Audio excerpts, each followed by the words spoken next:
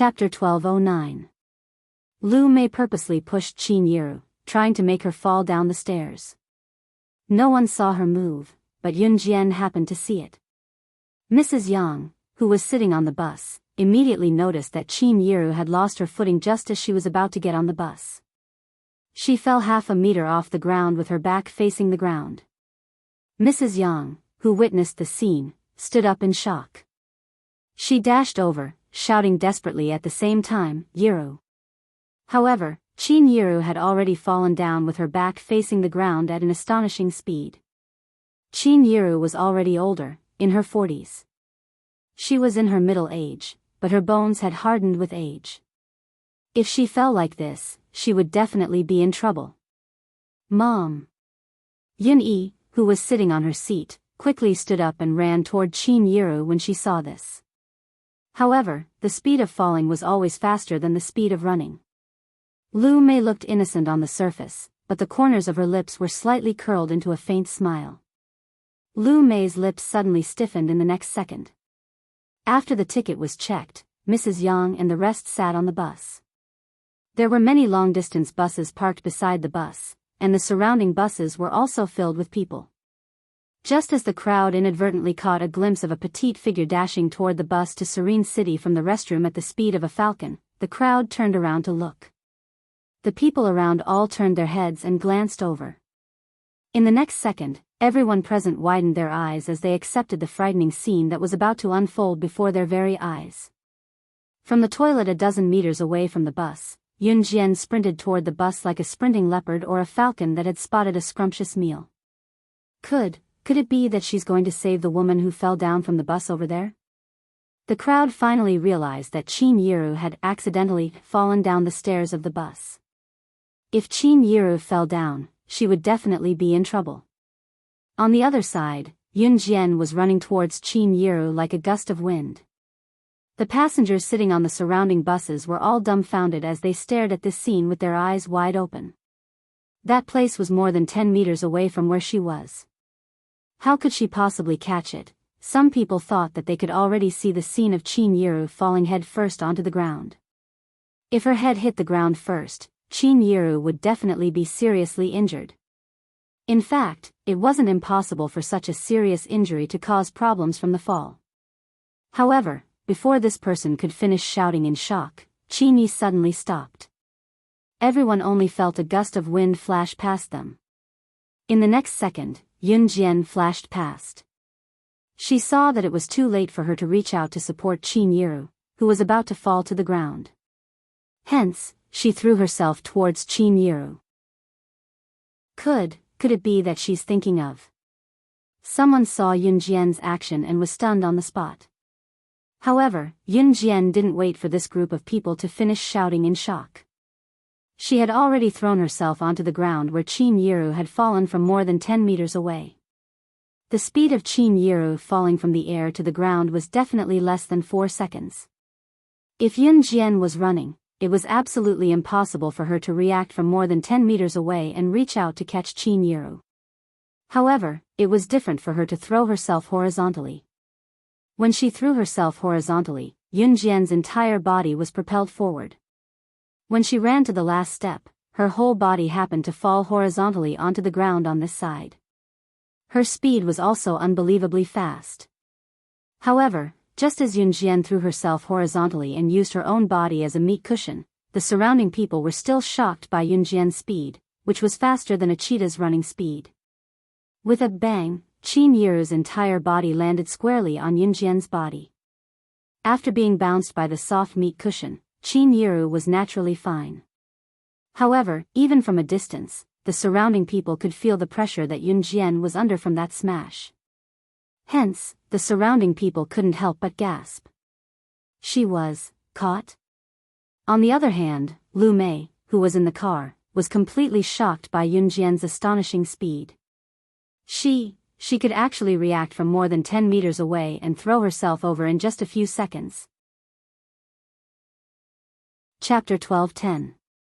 Yun Jian had indeed suffered a heavy blow. She groaned, but she did not cry out in pain. Just like that, she caught Qin Yiru's body and did not let Qin Yiru show any signs of injury. This scene caused an uproar in the crowd. What caused an uproar was Yunjian's running speed. Was she an athlete? How could she run from such a distance? Secondly, when she saw that Qin Yiru was in danger, Yunjian did not even think about what would happen if she took such a heavy blow. She rushed forward without hesitation and used her own body as a cushion to save Qin Yiru's life.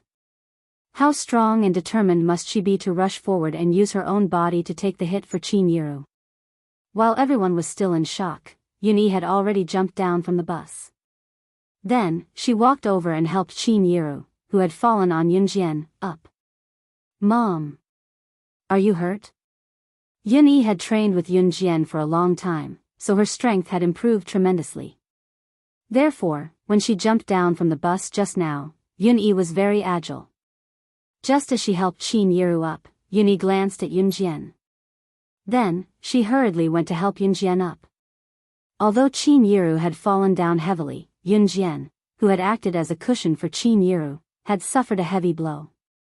Yunyi naturally knew that Yunjian's condition was worse than Qin Yiru's. Therefore, after helping Qin Yiru up, Yunyi immediately bent down to help Yunjian. When the surrounding people saw that Qin Yiru was helped up by Yunyi, they all gasped. They saw that Yunjian was heavily pressed down by Qin Yiru. Especially when Yunjian's thin and weak body was pressed down by Qin Yiru's slightly fuller body, she should not be able to stand up. When Mrs. Yang saw this scene, she quickly ran down. Gu Junjian also ran over immediately. Xiao Yunzhu and the other two were so scared that they almost cried. In the nearby bus, all the passengers saw this scene in front of them. They faintly felt that Yunjian must have been pressed down by this force and could not stand up. The moment Yunyi bent down to help Yunjian up, Yunjian's eyes widened. Yunjian, on the other hand, flipped over on the floor like nothing had happened and stood up handsomely.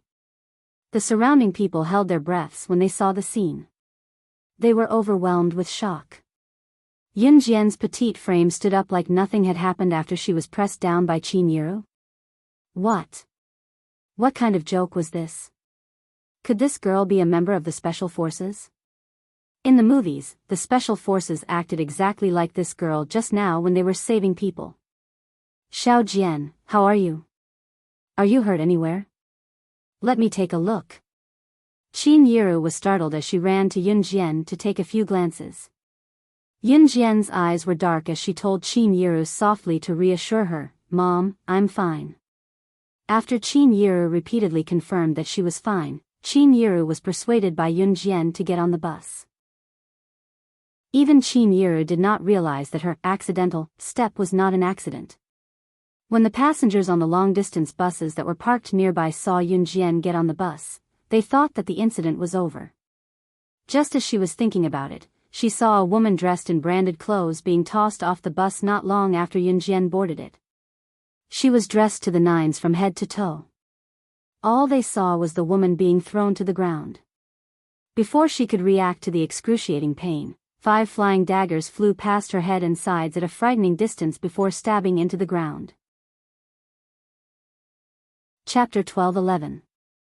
Of the 5 throwing knives, 1 flew over Lu Mei's head, while the other 4 flew over Lu Mei's left and right arms respectively.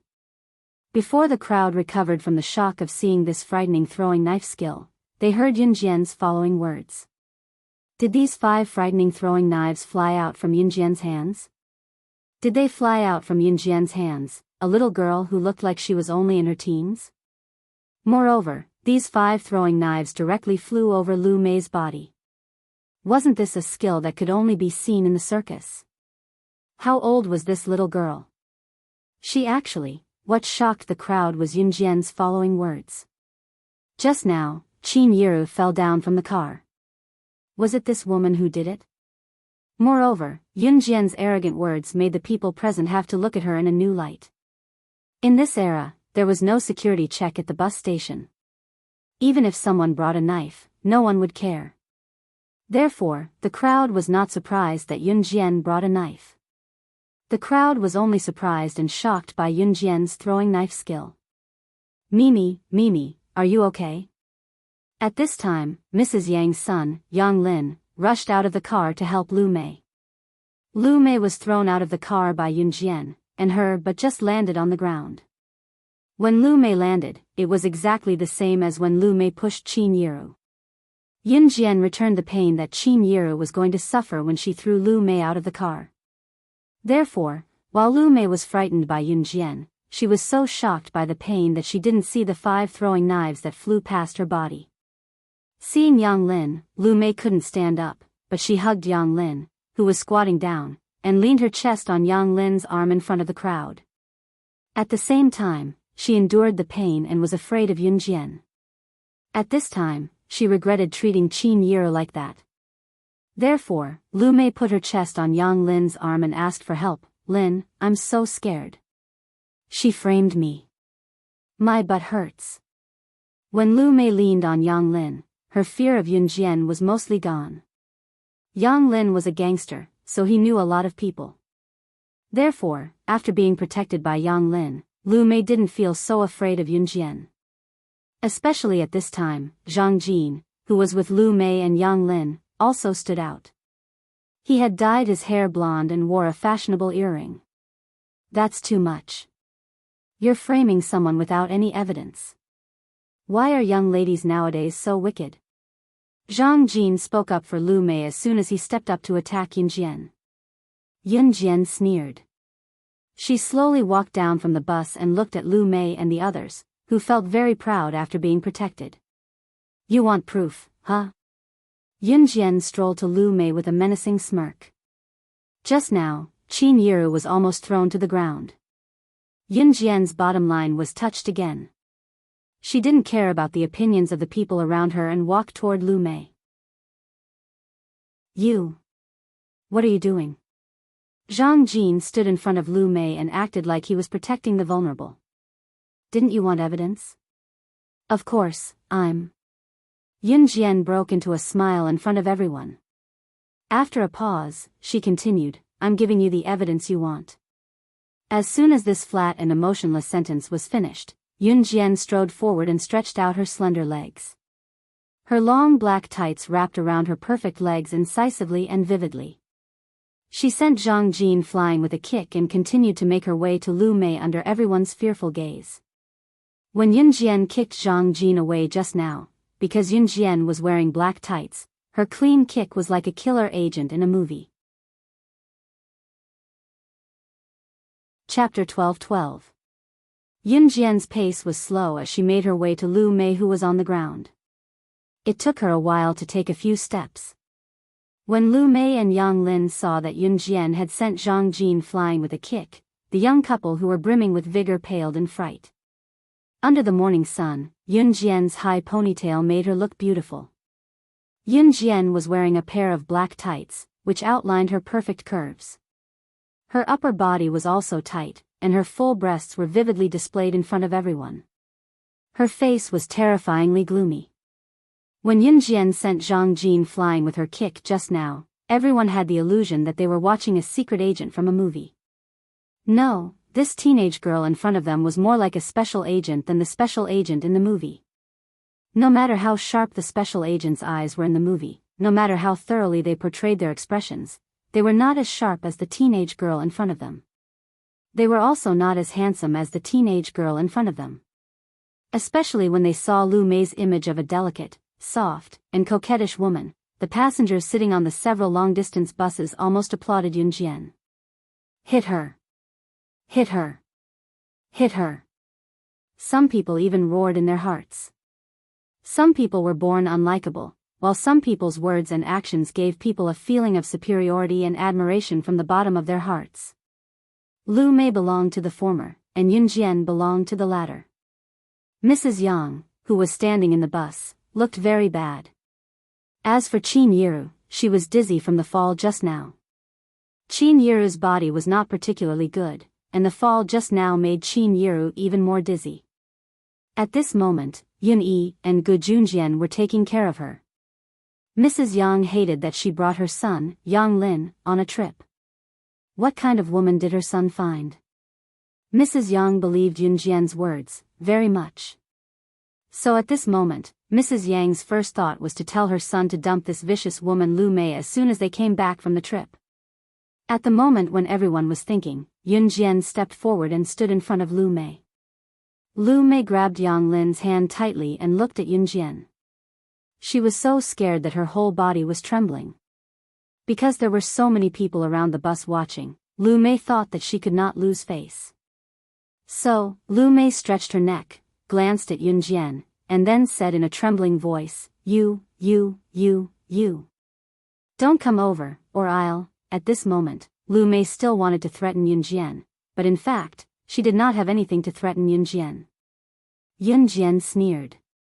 In the next second, under everyone's exclamation, Yun Jian suddenly jumped up with one foot and rushed toward Lu Mei. At this time, Yang Lin was scared half to death. When he thought of Zhang Jin being kicked by Yun Jian, he did not care about Lu Mei at this moment. Because of fear, Yang Lin forcibly pulled away Lu Mei's hand that was holding him and hid far away. Ah! Lin, you. Lu Mei didn't expect that at the last moment, her boyfriend would dodge by himself. It was just that his voice was drowned out by Yun Jian's ruthless kick. Yun Jian sent Lu Mei sprawling on the ground with a kick before she followed closely behind her. Then, under everyone's exclamation, Yun Jian stepped on Lu Mei's head and stomped hard. Lu Mei was almost suffocated by Yun Jian's foot. The people around were frightened by Yun Jian's violent behavior.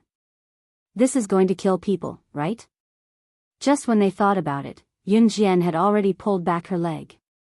She reached out and grabbed Lu Mei's hair, lifted Lu Mei up, and then sneered. Chapter 12-13. As Yun Jian spoke, the people present didn't even know when a butterfly knife suddenly appeared in her hand. The butterfly knife suddenly appeared in Yun Jian's hand. She gently swung the butterfly knife twice and grabbed Lu Mei's hair with one hand. Yun Jian's style of playing with the knife came and went freely. Her movements were so skillful that it seemed that she often played with the butterfly knife. Ordinary people would never be able to play with the butterfly knife so skillfully like Yun Jian without 3 or 4 years of practice. Just when Lu Mei recovered from the pain of being stepped on by Yun Jian several times, she felt the butterfly knife spinning in front of her. However, in the next second, the blade of the butterfly knife actually stabbed towards his eyes. Ah! Not only Lu Mei screamed and closed her eyes, but the passengers on the long-distance bus around, including the bus driver and the conductor, also screamed. Everyone was frightened by Yun Jian's sudden turn of the blade and stabbing toward Lu Mei's eye. They screamed one after another, and some people even covered their eyes. Because of Yun Jian's previous ruthless means, when Yun Jian held the butterfly knife and stabbed toward Lu Mei's eye, everyone was shocked. No one doubted whether Yun Jian really dared to do it. So at this moment, everyone thought there would be a bloody scene. Qin Yiru, who was sitting on the bus, heard the scream. When she just stood up, she was stopped by Gu Junjian. Gu Junjian said to Qin Yiru very gently, "Sit down. I'll go and see." After that, Gu Junjian walked out of the bus. At this moment, the butterfly knife in Yun Jian's hand had stopped 0.1 centimeters away from Lu Mei's eye. At this time, Lu Mei seemed to have been scared to death. She closed her eyes fiercely. Because her scalp was pulled by Yun Jian, she couldn't move her face, so she closed her eyes and felt that the blade of the butterfly knife was less than 1 centimeter away from her skin. Lu Mei was so scared that she screamed on the spot. She didn't realize that Yun Jian had stopped the butterfly knife. Ah! I was wrong. I shouldn't have pushed your mother, but who asked you to be so beautiful? It's not my fault. Also, you're dressed so old-fashioned, yet Lin's mother is helping you. When Lu Mei begged for mercy, she even said a few words to clarify herself. It was obvious that she was not remorseful at all as she begged for mercy. However, the surrounding people heard it clearly. This Lu Mei was really stupid. Not only did she admit her mistake, but she also said the reason. Now, the people around didn't even have the chance to think that Lu Mei was tortured by Yun Jian. Apologize to my mother. After listening to Lu Mei's words, Yun Jian's expression remained unchanged, but she said this indifferently. I'm sorry. I'm sorry. Lu Mei was so scared that her whole body was trembling.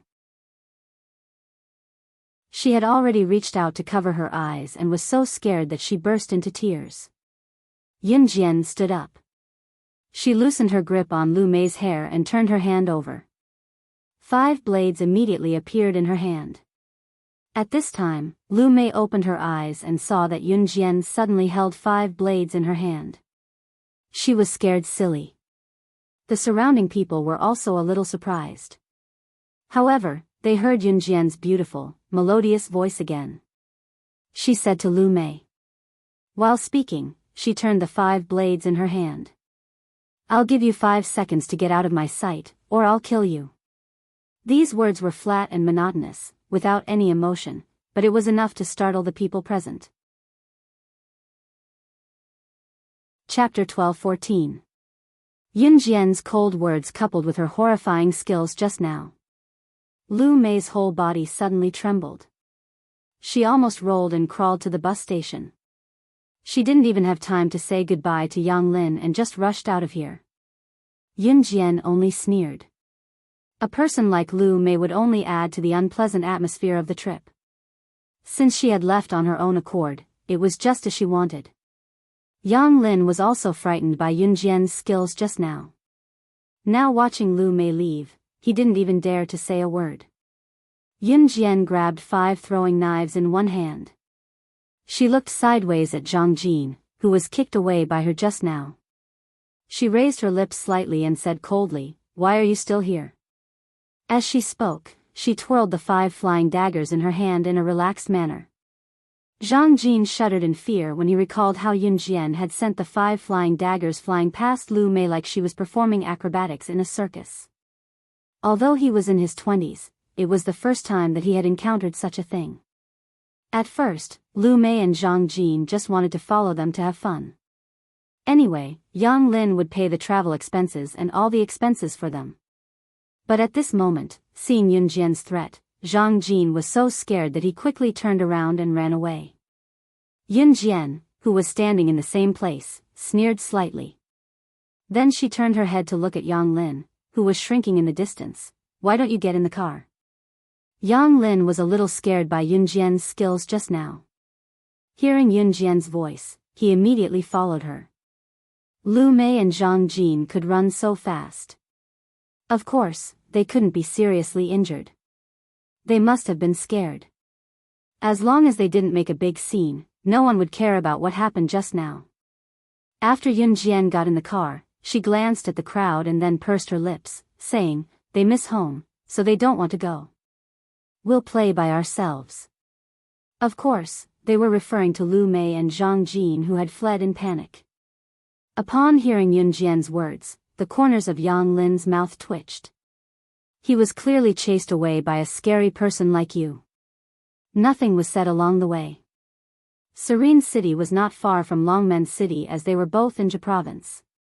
After the bus brought Yunjian and the others to the bus station in Ning City, Yunjian and the others got off the bus. "Hey! Yunjian, I'm here." She saw Ningxia waving to Yunjian from afar. Ningxia's face was full of smiles. She waved her hands and her face was full of hospitality. After meeting Ningxia in Hasa village and going to the tomb, especially when Yunjian saved Ningxia in Hasa village, Ningxia's gratitude to Yunjian was indescribable. Not long ago, when Yunjian decided to bring Xiao Yunzhu and the others to the beach to play, Ningxia called Yunjian not long after, saying that she wanted Yunjian to visit her house. Yunjian agreed at the time. Ningxia knew that Yunjian and Lin Xiaochu were not on good terms, so she came alone today.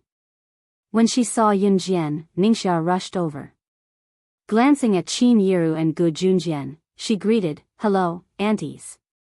"Hello, uncles." She then ran over to help Yunjian with her luggage. Ningxia's family was very rich. Since Yunjian had saved her last time, Ningxia and her parents asked Yunjian and Mrs. Yang's family to stay for dinner. The best beach in Serene City is at Zhoudao, but it takes more than 40 minutes to get there by a big ferry. The hotels there charge a lot. So stay at my house tonight. I'll bring you around tonight and have a seafood feast. Tomorrow morning, we'll take the big ferry to Zhoudao for a whole day and come back in the evening. Ningxia came up with the most suitable travel plan. Looking at how excited Ningxia was, Yun Jian nodded with narrowed eyes. Chapter 12:15. It was a very troublesome thing if one did not know the locals when traveling because one would be cheated. If one were to ask a stranger, they would not tell one much for no reason. Of course, one would meet a friendly stranger as well. However, if one were to meet someone who was scheming against one, such as him leading the way and inviting one to his restaurant for a meal, it would be a common occurrence. Therefore, with the guidance of a local like Ningxia, one could save a lot of trouble. Many people were willing to follow tour groups because they could not find a place to travel. With Ningxia's help, it was much more convenient for Yunjian's family and Mrs. Yang's family. After lunch, the group was ready to go shopping. Ningxia's parents were government officials.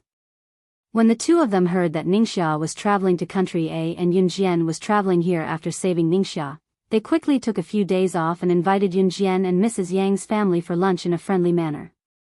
Ningxia's mother was a very elegant woman, so after chatting with Qin Yiru and Mrs. Yang for lunch, the three of them came to a tacit understanding and went shopping together in the afternoon. Gu Junjian did not go. He stayed at Ningxia's house to play chess with Ningxia's father. Both of them were experts in chess. During the Chinese New Year, Gu Junjian played a few rounds of chess with Ce. It was no exaggeration to say that it was because Ce was good at chess that Gu Junjian strongly supported Ce to pursue Yunjian in the beginning. Xiao Yunzhu and the other two were brought out shopping by Qin Yiru, so Yunjian, Yunyi, Qinyu, and Ningxia were at home together. Since we're free in the afternoon, I'll bring you guys to the biggest shopping mall here. Hee, I've asked Senior Roy to come along too. He's the one who was more handsome when we were at Hassa village last time. Ningxia stuck her tongue out at Yunjian as she spoke and added, I know you don't get along well with Xiao Chu and Duan Tianyu, so I didn't ask them along today. This prevented Yunjian from encountering anything unpleasant. Yunjian nodded with a smile. Ningxia then brought Yunjian and the rest to Serene City's huge shopping mall. In 1999, Serene City's busiest shopping mall was crowded. Amidst the bustle, Ningxia brought Yunjian and the rest to Huchirue.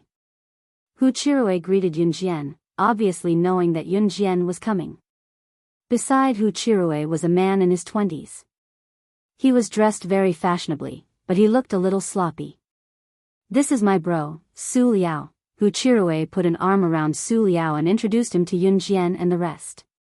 Su Liao glanced at Yunjian and Qinyu with a grin, then greeted, Hello, little girls. With that said, Su Liao even flipped his bangs and pretended to be cool. Yunyi grabbed Qinyu's hand and introduced her to Huchirue and Su Liao, Hello, I'm Yunyi. This is my girlfriend. Yunyi was reminding Su Liao that they were his people, so stop looking. However, that was not the end. Su Liao had thought that Yunjian was just a delicate little girl, so he brushed his hair to act cool. He wanted to present his coolest side to Yunjian.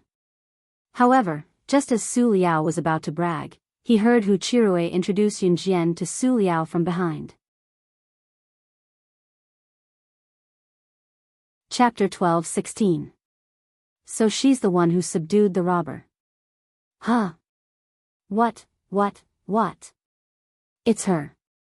Roy, are you sure? She's the one who subdued the robber? Su Liao did not react at first as he followed Yunjian's gaze closely.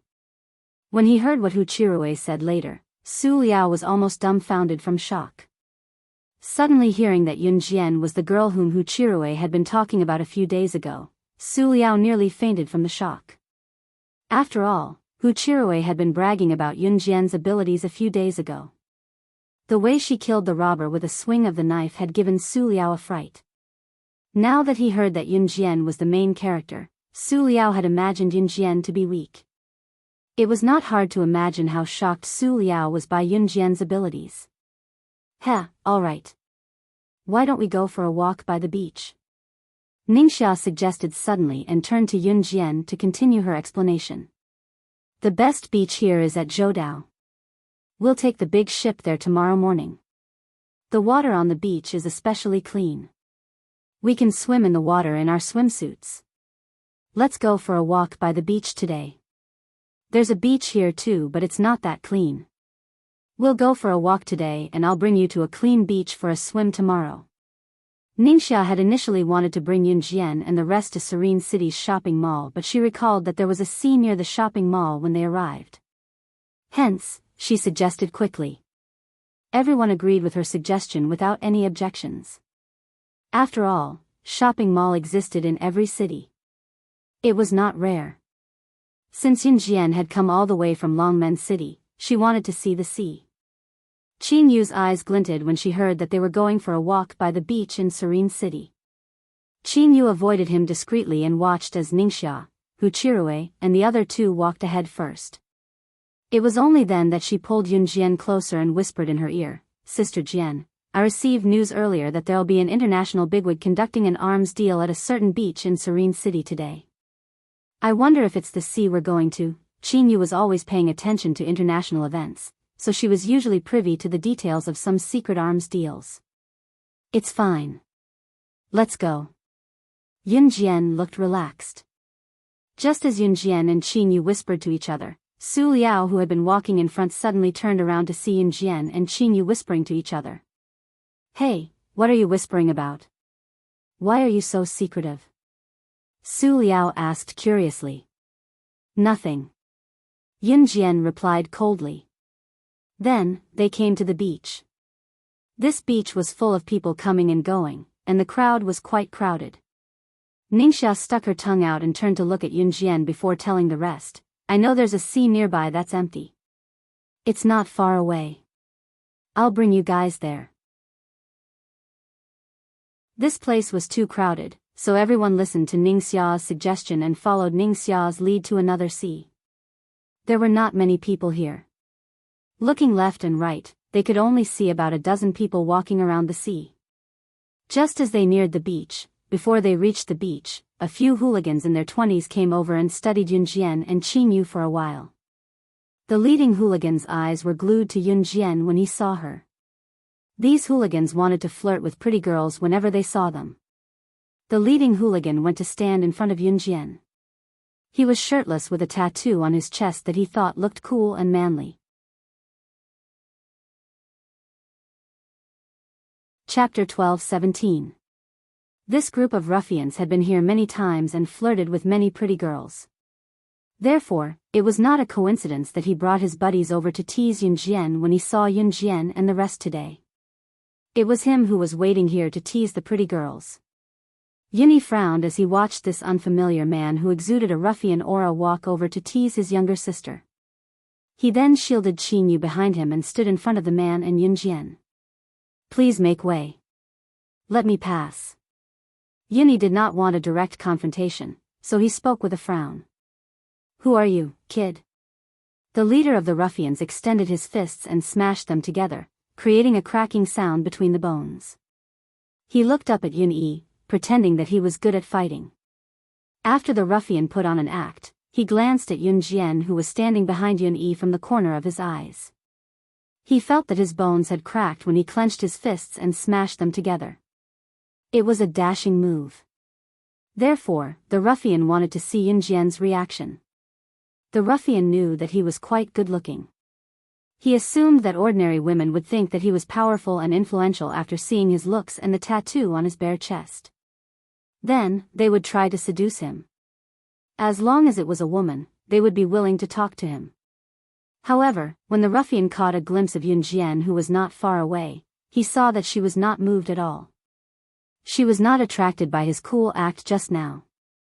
The hooligan's self-esteem was greatly damaged. Just as he was about to do something to show off his abilities, Yi Ci suddenly stopped him. "Capture them all and seal off this area."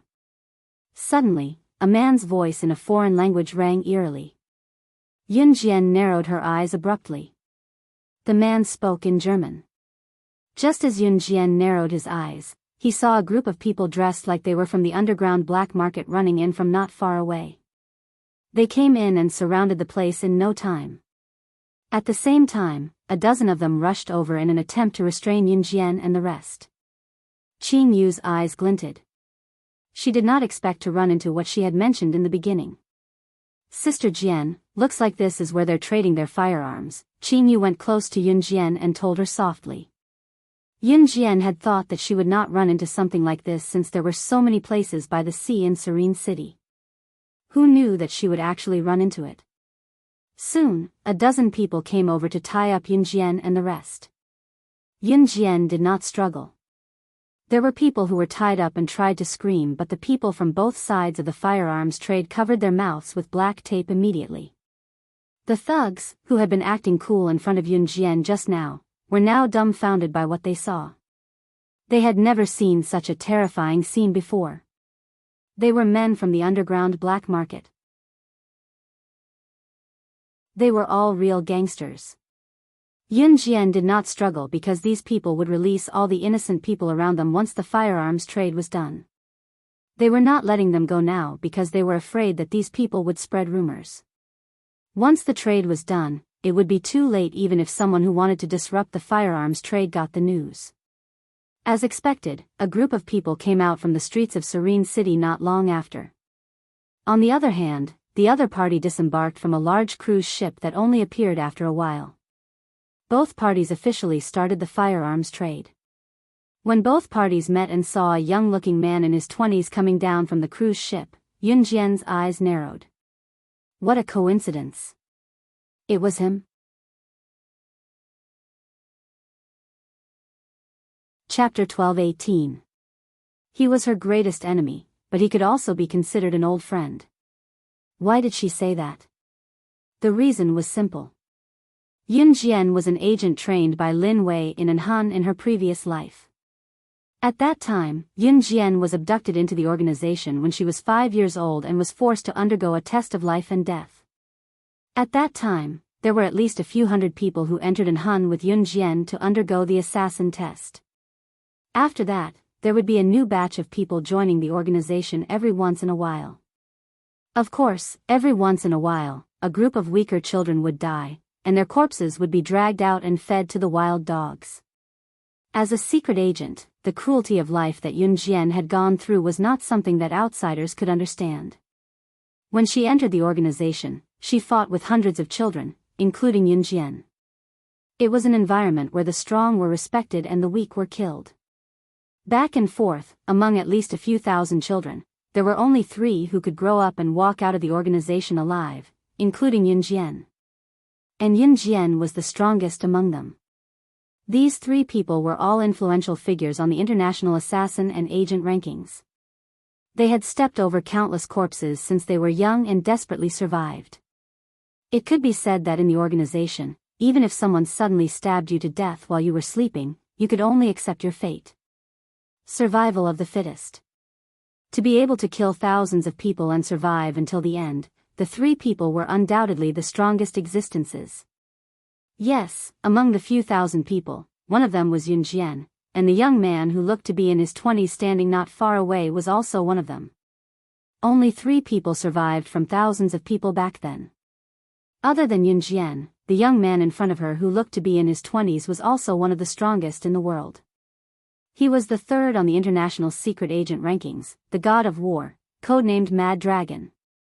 Mad Dragon was also an elite among the strong. His strength was one of the best even on the international secret agent rankings. Therefore, Mad Dragon was Yunjian's greatest enemy in her previous life, as well as her old friend. In the organization, Mad Dragon was her enemy. Because in such a large assassin organization, the thousands of children were Yunjian's enemies. Either they die, or she dies. But after leaving the organization, Yunjian's international development did not have any conflict of interest with Mad Dragon. Even when Yunjian had just started out, Mad Dragon had even helped her. He saw that Mad Dragon was in the middle of an arms deal with another group of people. Originally, the innocent people present would have been fine. Yunjian didn't want to acknowledge Mad Dragon either. But unexpectedly, the hooligan who had just tried to flirt with Yun Jian didn't have his mouth covered by the black tape. He didn't shout just now because he didn't react. Now that he reacted, he began to loudly beg for mercy. "You, who are you? We're just passing by, just passing by. Let us go. I beg of you." The hooligan was terrified at once, and his voice was very loud. As soon as his voice was loud, it immediately attracted the attention of the two groups of people who were waiting for the arms deal to be completed. Mad Dragon furrowed his brows. Was he trying to attract the attention of outsiders and let them know that there was an arms deal going on here? Kill that group of people. Under Mad Dragon's order, the hooligan's shout almost killed everyone, including Yun Jian. "Ah! Don't kill us. Don't kill us." Not only did the hooligan not realize that he was the one who caused this disaster, he began to wail like a ghost and howl like a wolf. If the hooligan didn't shout, Yun Jian and the others wouldn't have been noticed at all. When the arms deal was over, Yun Jian and the others could be released. However, the hooligan's shout directly attracted Mad Dragon's attention. Mad Dragon was the same as Yun Jian. They were both kings who climbed out of piles of corpses. He was used to seeing dead people and killing people. There was no difference between killing a few more and killing a few less. After receiving Mad Dragon's order, the men immediately took out silenced pistols from their pockets. Just as they were about to shoot the hooligan and Yun Jian, who was next to the hooligan.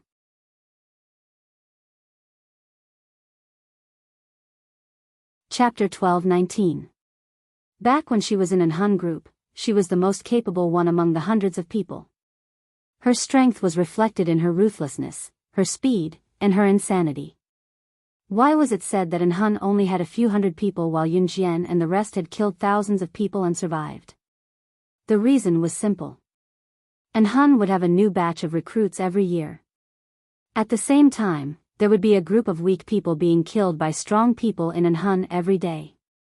If the newcomers were too weak, they would be killed by the strong people in no time. Only a few hundred people would survive every year. This batch of recruits would die the next year, which led to one thing. There were only a few hundred people who could survive in the organization. Coming back to reality, Yun Jian's cold voice not only scared the gangsters group half to death, but it also scared Mad Dragon's subordinates and the group of people who were about to make an arms deal with Mad Dragon. Was there anyone in this world who dared to call Mad Dragon that? After all, who was Mad Dragon? He was ranked 3rd on the International Secret Agent ranking. Anyone who could be ranked in the top 3 on the International Secret Agent or Assassin ranking was definitely a fearsome presence in the world. Even the top 10 Secret Agent or Assassin ranking, those who could not be ranked in the top 3 would turn tail and run if they did not have the ability to win against the top 3.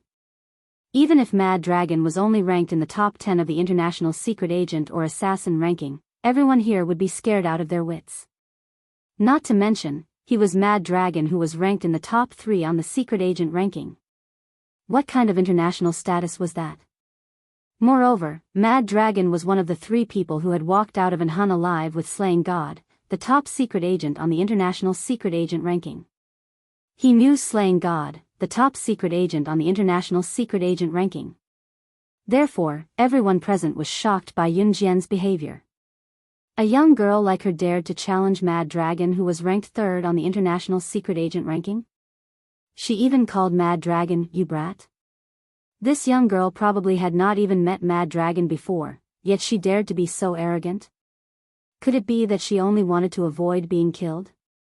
The surrounding people were so scared that their faces turned pale. It had been a few years since he had heard such a form of address. Mad Dragon narrowed his eyes and turned to look at Yun Jian.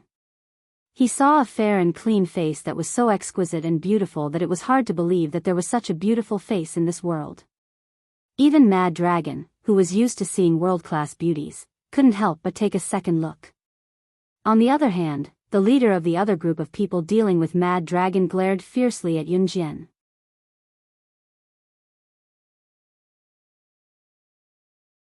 Chapter 12:20. Everyone was shocked by what Mad Dragon said.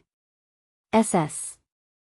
None of them were surprised to be addressed as SS, Slaying God, who ranked 1st on the secret agent leaderboard, was not addressed as SS to outsiders.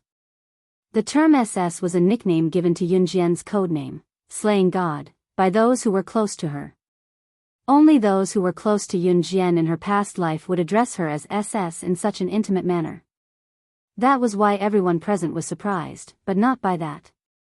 Instead, Mad Dragon, ranked third on the International Secret Agent Leaderboard, the Mad Dragon who was once from the same organization as Slaying God, the most legendary secret agent in the secret agent world.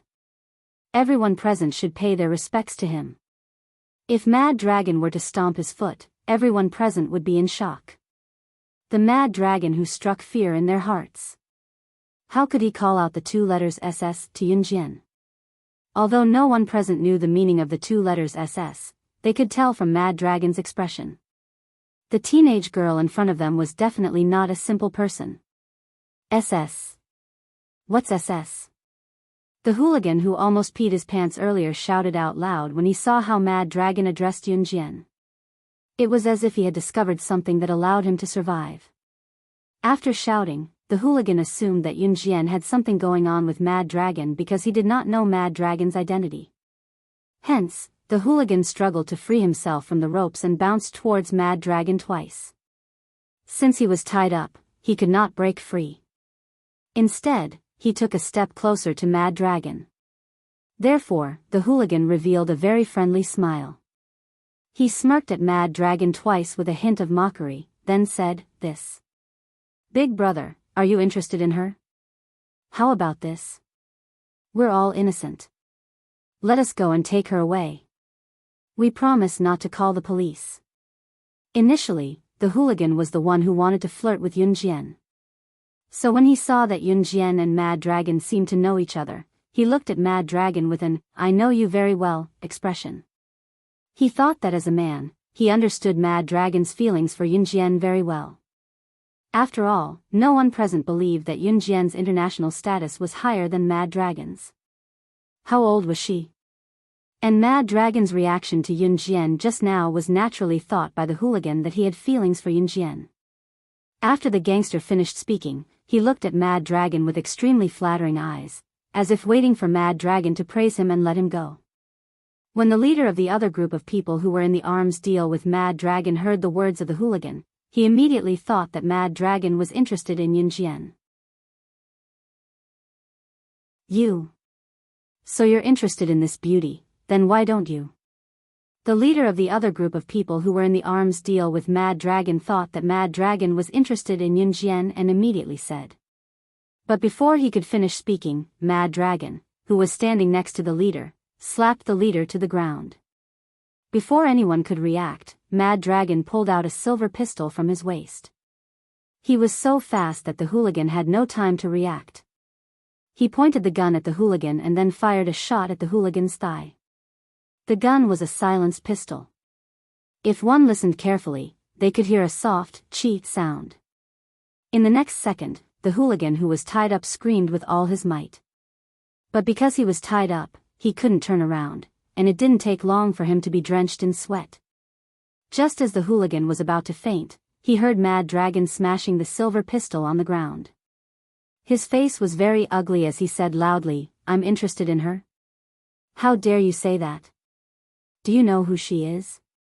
Even if I had 100 times the courage, I wouldn't dare to be interested in SS. If you dare say that again, I'll kill you all." Quan Long's words caused everyone present to feel a sense of shock and excitement. Is she more powerful than Mad Dragon?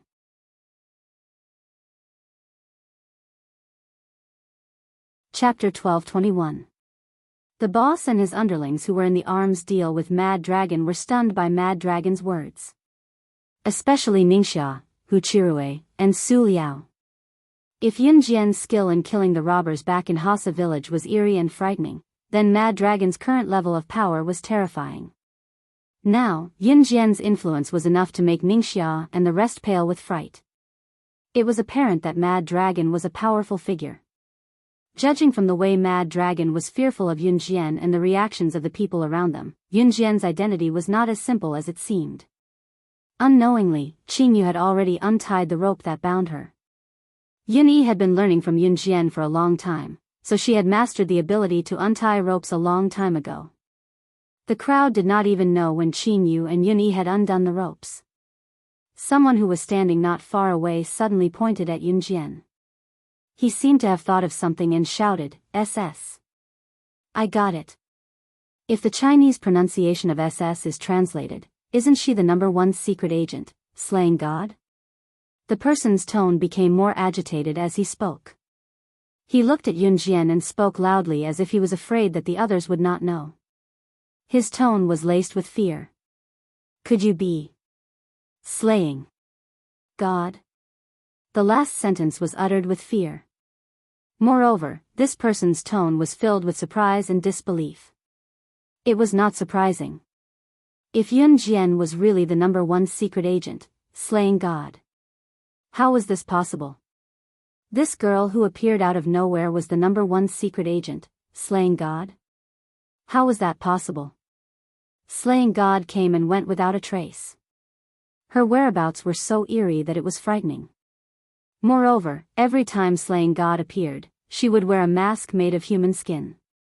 Therefore, the number of people in the world who had seen slaying God's true face could be counted on one hand. As soon as that person finished speaking, everyone present was dumbfounded. What? Special agent ranking?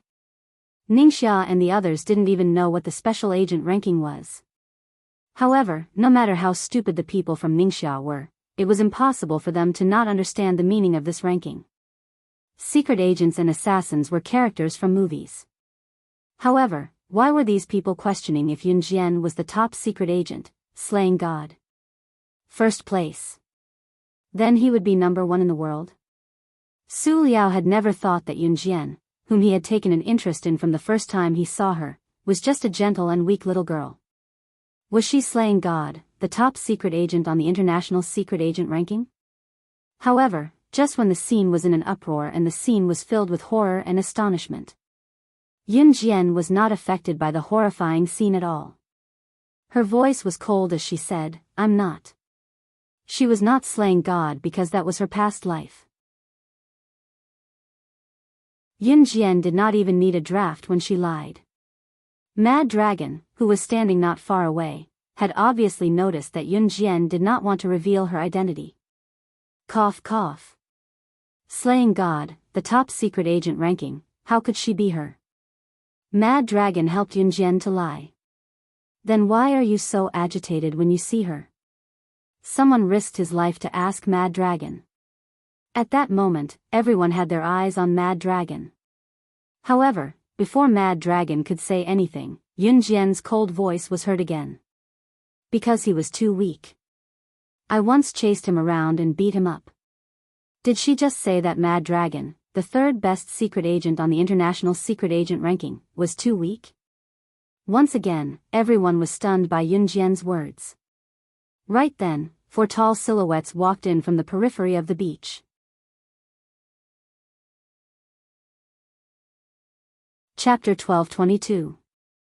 No one noticed that the people who surrounded the beach had fallen and Ce was making his way over smoothly. Those who stood where they were unwilling to believe Yun Jian's words. Since she claimed that she was not slaying God, how could she have captured and beaten up Mad Dragon, who was ranked 3rd in the international secret agent ranking? Just as everyone was doubtful and refused to believe the truth, Mad Dragon, who stood opposite Yun Jian, suddenly coughed softly. Cough. SS, can you not expose me when you're here? Although this is the truth. After saying that, Kuang Long's cold and aloof face was replaced by a faint smile. Those who thought that Yun Jian was exaggerating were stunned by Mad Dragon's admission. This. Could it be true? Who was Mad Dragon? He was ranked 3rd in the secret agent ranking and a top powerhouse in the secret agent industry. In the end, he admitted it himself that he could not defeat Yun Jian. Even when Yun Jian denied her shocking identity of being slaying God, Mad Dragon's admission was enough to shock everyone present. While everyone was frozen in shock, Ce appeared out of nowhere and grabbed Yun Jian's hand as he glanced at Mad Dragon with a sense of danger. It was only then that Ce looked at Yun Jian. His aloof gaze that swept across the place turned into a gentle morning sun. Ce looked at Yun Jian and turned his slightly curved side profile to the people present. Irresistible gentleness was reflected in the soft light as he looked at her and asked softly, "Xiao Jian, is it fun?" His soft greeting surprised everyone present. There was an unusually sharp gleam in his eyes. The man who appeared out of nowhere could still look at Yun Jian with such a doting gleam when he saw her. Yun Jian did not resist Ce's handshake. Instead, she openly interlaced her fingers with his. "Where are the people guarding the perimeter? Didn't they seal off the sea? How can anyone come in? Where are they?" The boss, who was about to trade arms with Mad Dragon, suddenly grabbed one of his men's collar and bellowed. The surrounding sea was guarded. Logically, Ce should not be able to come in. "Kill him." Ce suddenly turned to the side. His flawless face was so perfect that even men could not help staring at it for a few seconds. Ce uttered the word nonchalantly as he grabbed Yun Jian's hand with one hand while the other was casually and lazily tucked in his pants pocket. There were 3 people standing behind Ce, Mo Sen, Shuang, and Lin Wei. At this moment, Shuang was resting one hand on the shoulder of Mo Sen and Lin Wei respectively. He was hugging the shoulders of these 2 people with his back facing them. It seemed that he was whispering something. "What? You actually dared to kill my men? You?" The boss was clearly a bit stupid. When he heard that Ce had killed his men, he was so angry that he wanted to order people to arrest Ce. However, at this moment, Shuang finished whispering to Mo Sen and Lin Wei. Shuang and the other 2 also turned around. At this moment, Mad Dragon saw Lin Wei. Previously, Shuang had his back facing them, so Mad Dragon did not see Lin Wei clearly. Now that he suddenly saw Lin Wei, Mad Dragon was stunned for a second before shouting in surprise, "L, it's you?" L was Lin Wei's unique code name when he was training assassins in the Inhun organization. It only had one letter. Lin Wei's name was not particularly famous, but he was still well known. However, who in the underworld did not know about the Inhun organization's L?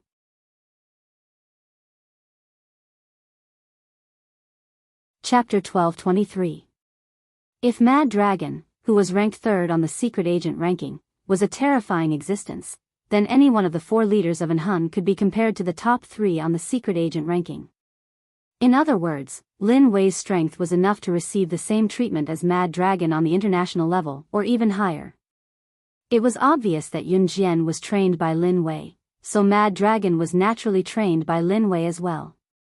Mad Dragon was a little surprised to see Lin Wei here, but he didn't say anything after he recovered.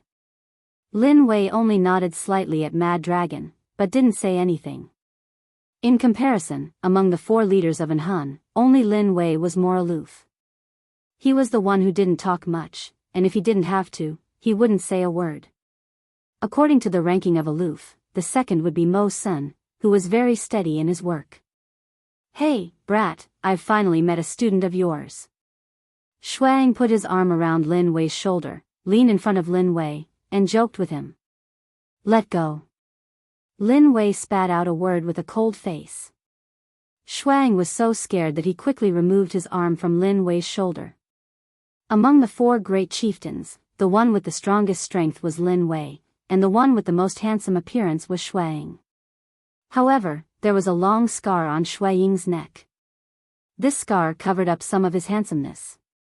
Therefore, women would usually stay far away from him in fear when they saw him. How could they still care about whether he was handsome or not? When Ningxia's group saw Ce and the other 3, they became even more suspicious. Why did these people seem to have a big background? "Tomorrow at Zhoudao, I have something to tell you." Just as the atmosphere was about to fall into a low tide, Yun Jian suddenly said to Mad Dragon. Mad Dragon's looks were not bad. When Yun Jian said this, Ce grabbed Yun Jian's hand even tighter. Mad Dragon didn't even think before agreeing, no problem. Mad Dragon believed that if he didn't agree to this lady's invitation, his lair would be blown up by this lady. "Let's go," Yun Jian said as she turned around. At the same time, her little hand was still held by Ce. Qin Yu and Yun Yi had already untied the people from Ningxia. This arms deal would continue. Of course, if Yun Jian and the others wanted to leave, how could the boss of the arms deal with Mad Dragon dare to stop them? They watched as Yun Jian and the others walked out. Ce held Yun Jian's hand and disappeared in front of everyone. Lin Wei and the others also followed behind. Yun Yi, Qin Yu, and Ningxia went out as well. Only the gangsters group was ignored. Mad Dragon only breathed a sigh of relief when he saw Yun Jian and the others leave. Are we letting them go just like that? The boss suddenly said. After saying that, he immediately realized his mistake and hurriedly covered his mouth. However, Mad Dragon still heard the boss's words clearly. Mad Dragon looked at the boss like he was looking at an idiot, then sneered at him. Idiot, can't you see? The three men standing beside that man were all the four leaders of Anhun. Other than Adam, all of them are here. 3 of the 4 leaders are here. The 3 of them are protecting that man. What do you mean? You idiot, think about it carefully. The boss reacted just as Mad Dragon finished speaking. When their thoughts came back to them, the rest of the group held their breaths. Boss exclaimed in shock, "Mo, could that man be?"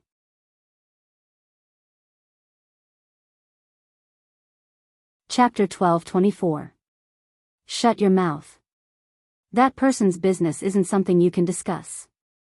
Otherwise, you won't even know how you died. Mad Dragon reprimanded his boss with a frown when he saw how curious he was. No one noticed that Mad Dragon's heart clenched when he said that. His expression was solemn. In fact, even Berserk Dragon was terrified at this moment. That person was definitely the scariest person in the world. No one could compare to him. If he or boss dared to leak a word about him today, they would not live past tomorrow. Seeing Mad Dragon's solemn expression, boss was shocked and immediately covered his mouth. On the other side, Ce held Yun Jian's hand as she walked in front. Lin Wei and the other 2 followed behind her. Yun Yi and Qin Yu walked side by side as well. Behind them were Ning Xia and the other 2 who were still in shock. It was not until they walked out that Su Liao looked at Yun Jian who was walking in front. His gaze fell on Ce's hand that was holding Yun Jian's. Su Liao was silent for 2 seconds before he asked Yun Jian, Who were those people just now? How can they open fire so brazenly? Su Liao, Ning Xia, and Hu Chirue were together. They were all university students and had never seen such a scene before. They were obviously scared out of their wits. Ningxia and Hu Chirue had already seen it in Hasa village, but when they saw the frightening scene again, they were still frightened from the bottom of their hearts.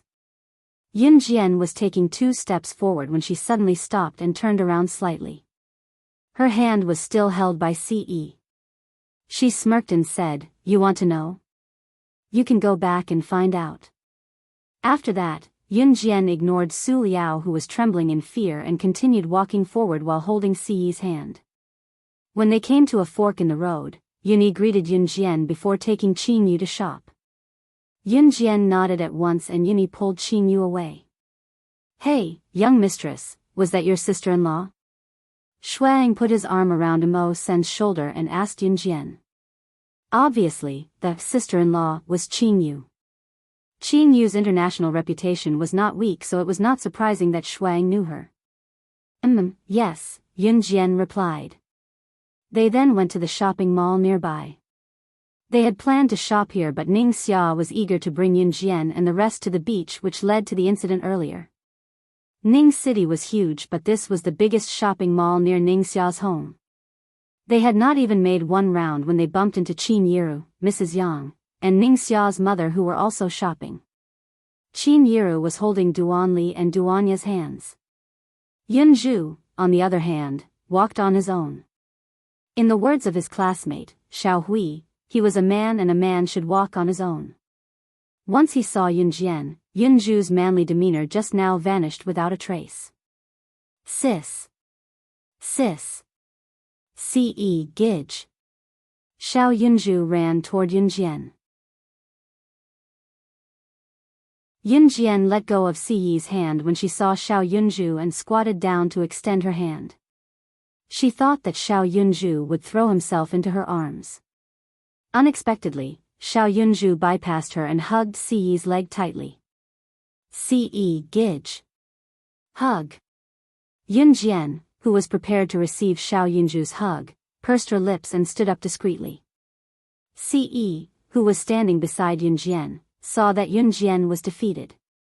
His perfect, handsome face curved slightly and his eyes were filled with adoration. Then, he bent down in the next second and carried Xiao Yunju in a suave manner. Ningxia's mother, who was standing afar, stared at Si Yi and Yun Jian, who were carrying Xiao Yunju. She could not help saying to Qin Yiru. Chapter 12:25. Both Ningxia's mother and Ningxia's father came from the countryside. They studied well when they were young and became government officials when they grew up, earning their current standard of living. Therefore, even if their standard of living was not on the same level as before, Ningxia's mother's mindset was still more of a rural person's. Rural people usually got married in their teens.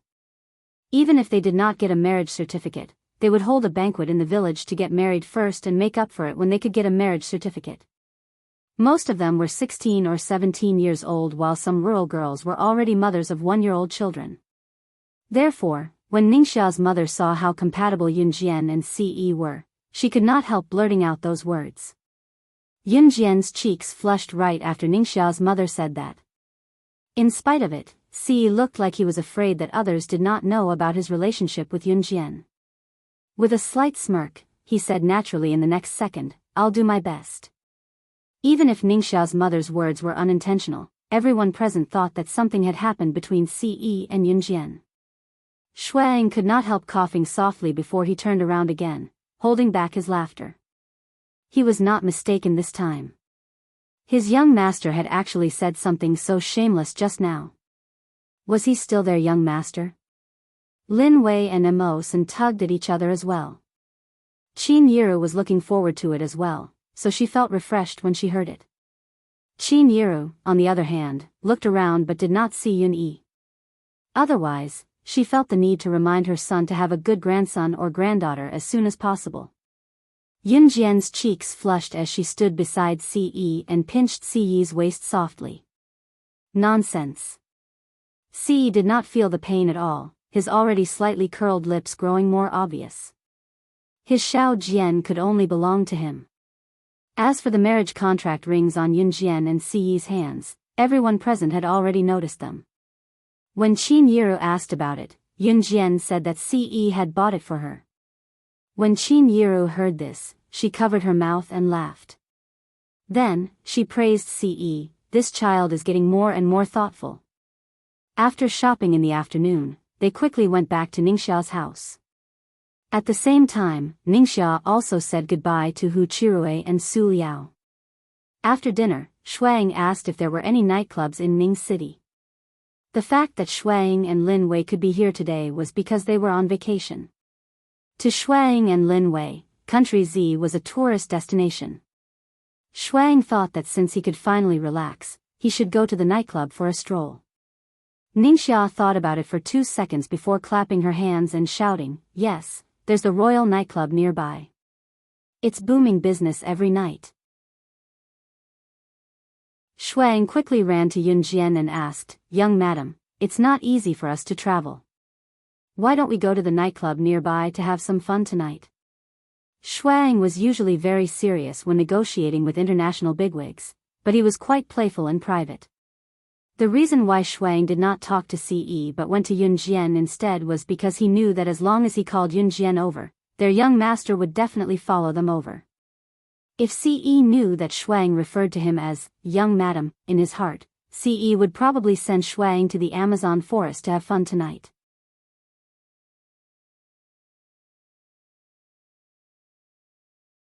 Chapter 12:26.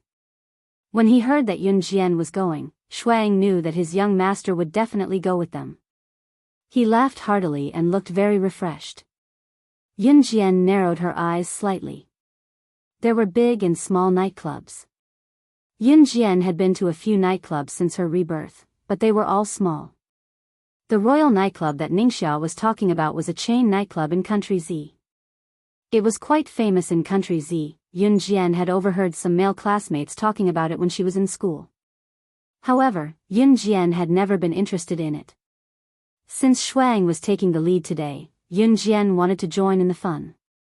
When Qin Yiru heard that the children were going to a nightclub, she couldn't help but remind them, that kind of place is not safe. You can go and have fun, but you can't drink drinks given by strangers. Some time ago, there was even news about a nightclub being investigated by the police. The young ladies in the club were all engaged in prostitution. In the end, they didn't know about it until the police investigated. It turned out that these young ladies went to the nightclub to play at night and were drugged, locked up, and forced to do this kind of thing. You have to be careful when you go to such places. Don't get cheated. Qin Yiru was completely worried that Yun Jian and the rest would go to a nightclub, which sounded like a shady place. As a mother, it was normal for Qin Yiru to be worried. No matter how powerful her daughter Yun Jian was, she would still be worried. This was the psychology of being a parent. Yes, Mom, I know, Yun Jian said with a smile. She said this so that Qin Yiru wouldn't be worried. Brother C.E. Chestnut, Xiaoya, and I want to go too.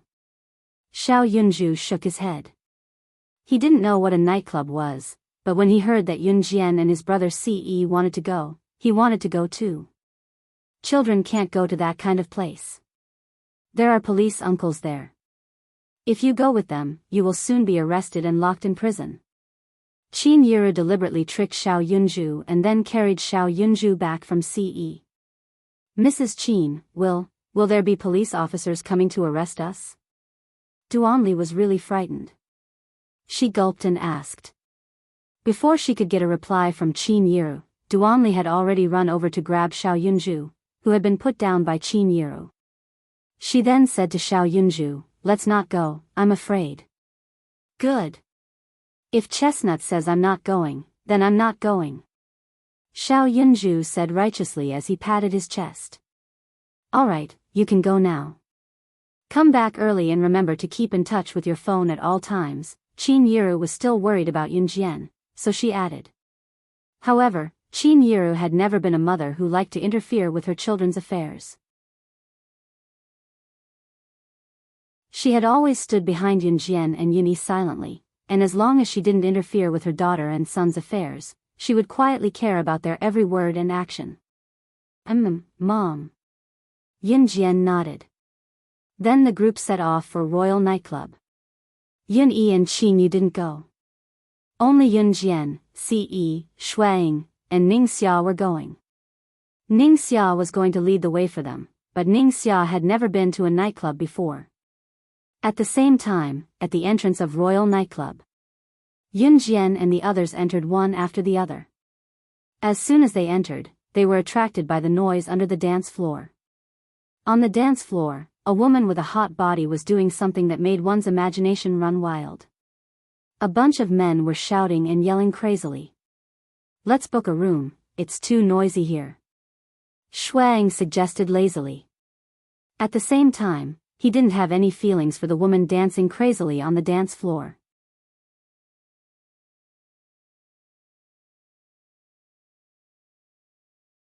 Chapter 12:27. At this moment, at the side of the dance floor, a plump old woman with a wrinkled face and an ugly complexion was sitting in front of a patterned low table. Opposite the old woman sat a cowering middle-aged man, who seemed to be discussing something. But it was obvious that the old woman's identity was higher than this cowering middle-aged man. Because on the dance floor, that hot beauty was crazily twisting her body, presenting her exposed body in front of the group of men below the dance floor. Therefore, it attracted the screams of the men below. The noisy sounds in the pool and the screams and shouts of the men made the old woman hiding in the corner and the cowering middle-aged man talk loudly about the indescribable topic without fear. The middle-aged man cowered and looked at the old woman. He was about to take the initiative to break the silence and said, "Aunt Hong, you," the old woman called Aunt Hong, who was in her 40s or 50s, didn't wait for the middle-aged man to finish speaking, and slapped the table and stood up. After Aunt Hong stood up, she pointed at the beautiful woman who was twisting her body on the dance floor to attract the attention of the men, and sneered at the middle-aged man. Only this kind of goods. How long ago is this kind of goods? It's time to change it. No wonder our shop's business has been snatched away by the newly opened heaven on earth. Aunt Hong looked very angry. The middle-aged man opposite her was startled, and then he suddenly lowered his voice and said to Aunt Hong, "Recently our shop has a few young ladies, and they are still virgins. Aunt Hong, do you want to send them to the bosses? Only this kind of goods. Can't you find a different kind of goods?" Aunt Hong said, "Goods." Listening to her tone, she didn't treat people as people at all. But just when Aunt Hong said this, she was suddenly attracted by a slender figure who had just entered the door. The figure who had just entered the door may not be as enchanting and charming as the beautiful woman who was twisting on the dance floor, but at a glance, it could attract people. Even Aunt Hong, who was a woman, was thoroughly attracted by it at first glance. For a time, Auntie Hong didn't even have the thought to curse the middle-aged man. Her entire being seemed as if her soul had been taken away as she walked towards that delicate and pretty figure with an unbelievably exquisite face. Yun Jian, C.E., and Shui Ying were standing at the entrance. Yun Jian agreed with Shui Ying's suggestion to book a private room. Shui Ying actually had other motives for coming here today. He had invited an international big shot who had just arrived in Serene City to come here, intending to cooperate on some matters. Shui Ying was the leader of the Inhan organization and the other partners. Now that he finally had a vacation, it was only natural that he would be able to travel. However, during the holidays, he still had to deal with the things that needed to be done. Shui Ying planned to open a private room first and settle the young madam and Ningxia inside. Then, he would ask the young master, Lin Wei, and Mo Sun to accompany him to talk to that international big shot. That was what Shui Ying thought. That was why he called Yun Jian over so that his young master would be willing to come along. Just as Shui Ying finished his words and got Yun Jian's tacit approval, Shui Ying's face changed. At this moment, a very short woman, who was about 40 to 50 years old, wearing a red cheongsam, stood in front of everyone. Once Auntie Hong stood there, she glanced at Yun Jian conspiratorially before coming over with a grin and spoke in a friendly tone.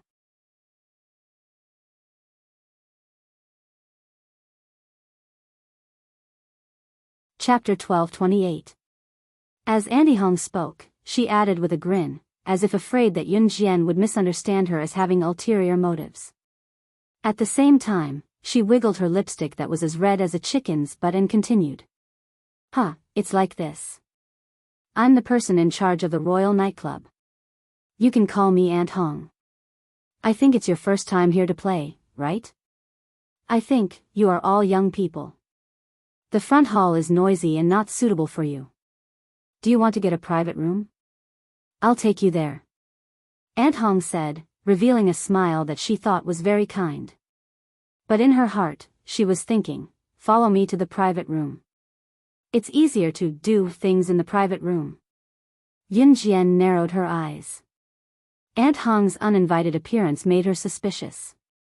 But from Yun Jian's appearance, she didn't have any doubts about Aunt Hong. This made Aunt Hong think that the little fish had taken the bait. Thank you, Aunt Hong. This is my first time here. Let's go to the private room with Aunt Hong. Ningxia was a silly child. She had never been to such an occasion before. She thought that Aunt Hong really came to help out of kindness. Okay, I'll let the waiter at the front desk lead the way for you. In order to not let Yun Jian and the others be suspicious, Aunt Hong didn't personally lead the way for Yun Jian and the others. After saying this, Aunt Hong signaled the waiter at the front desk. When Aunt Hong signaled the waiter to lead the way, her back was facing Yun Jian and the others. So when Aunt Hong winked at the waiter, Yun Jian and the others, who were standing behind Aunt Hong, didn't see it. Soon, the waiter led Yun Jian and the others to the private room. Seeing Yun Jian and the others disappear in front of her and turn the corner to the back of the dance floor, Aunt Hong's kind and smiling face instantly drooped. Aunt Hong. The middle-aged man who was talking to Aunt Hong just now came over and looked at Aunt Hong and shouted. I've already sent someone to bring her over. Send a few more people over. This little girl is definitely the best. After a few years of training, she will definitely become our royal family's #1 miss. Matchmaker revealed a strange smile. Yes. The middle-aged man responded. Then, he paused for a moment before asking Aunt Hong about the doubts in his heart. Auntie Hong, that woman and that man were holding hands when they went in. It's obvious that they are a couple. Could it be that this woman is no longer a virgin? Isn't this girl worthless if she isn't a virgin? With her looks, even if she isn't a virgin, she can still be sold for a good price. Hurry up and prepare for me. This time, I'm going to do something big. Aunt Hong kicked the middle-aged man and then whispered. The middle-aged man immediately replied, yes, yes, yes. Then, he ran away. After Yun Jian and the others entered the private room, Shuang begged Ce to follow him to meet the international big shot. Mo Sen and Lin Wei stood to the side and watched, their mouths twitching from time to time. At first, Ce refused to go. Shuang begged for more than 10 minutes, but to no avail. Then, Yun Jian said, go and take a look. I'll wait for you here. Yun Jian's words made Ce's ears tingle, making Ce feel inexplicably refreshed. Okay. Then, Ce immediately agreed. She put one hand in her pocket and stood up to walk out. At this moment, Shui Ying's mood was very complicated. He had been with the young master for so long, but a single word from the young mistress was more effective. Who did he offend this time? If he had anything in the future, he would ask the young mistress for help. Thinking of this, Shuang stood up from his seat and followed Ce. Then, he ran out with Lin Wei and Mo Senator just as Ce and the others left. A waiter came in and brought in a pot of free tea. When the waiter left, he didn't close the door tightly and left a small gap. Yun Jian could clearly feel that someone was sizing her and Ningxia up with narrowed eyes outside the crack.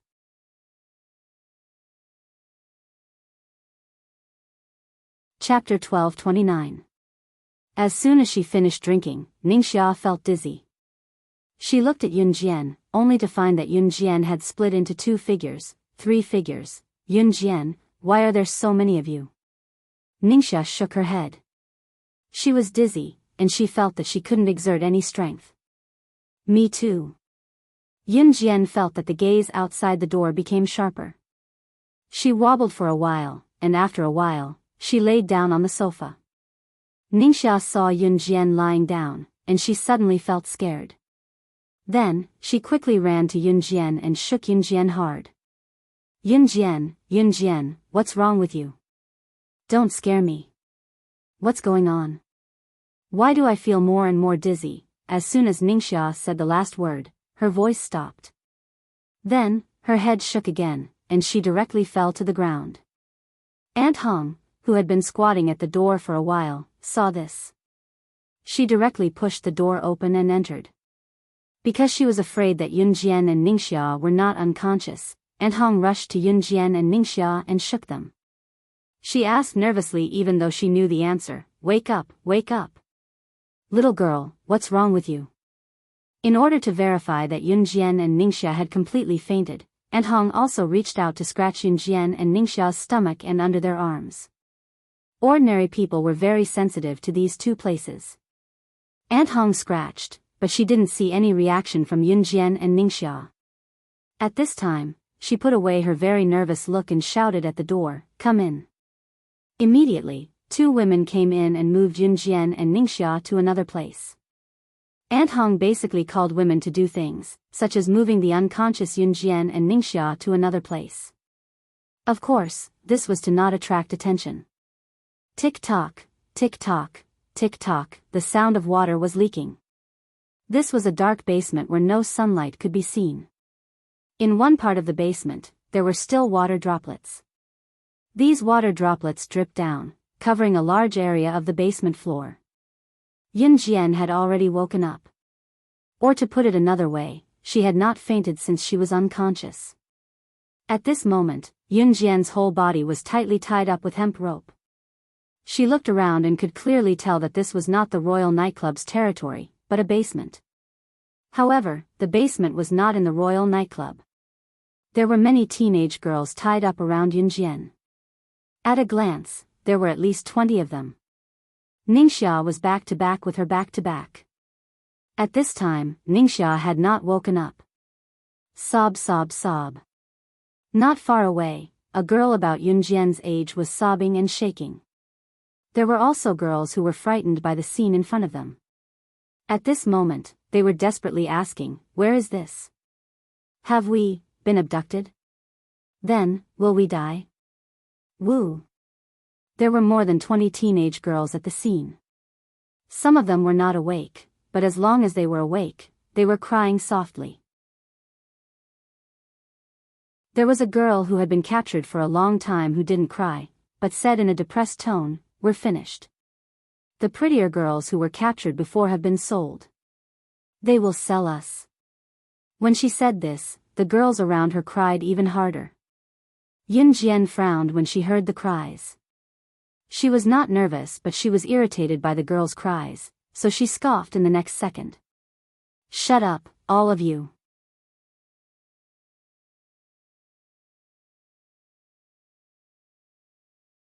Chapter 12:30. The group of girls around her were only in their teens and were very young. They were at the prime of their youth. It was not hard to tell that the dozens of girls around them were like Yunjian and Ningxia, abducted by Andy Hong and her cohorts in a similar way. Among the abducted girls, she was the only one who could be as calm as Yunjian and not be affected by the mourning around her. She forced herself to cry and even yelled, "Shut up, all of you." Obviously, many people around her did not know what was going on, but they were shocked by the gloomy basement in front of them. Especially when they were tied up with ropes, it was like the scene of a kidnapping in the legends.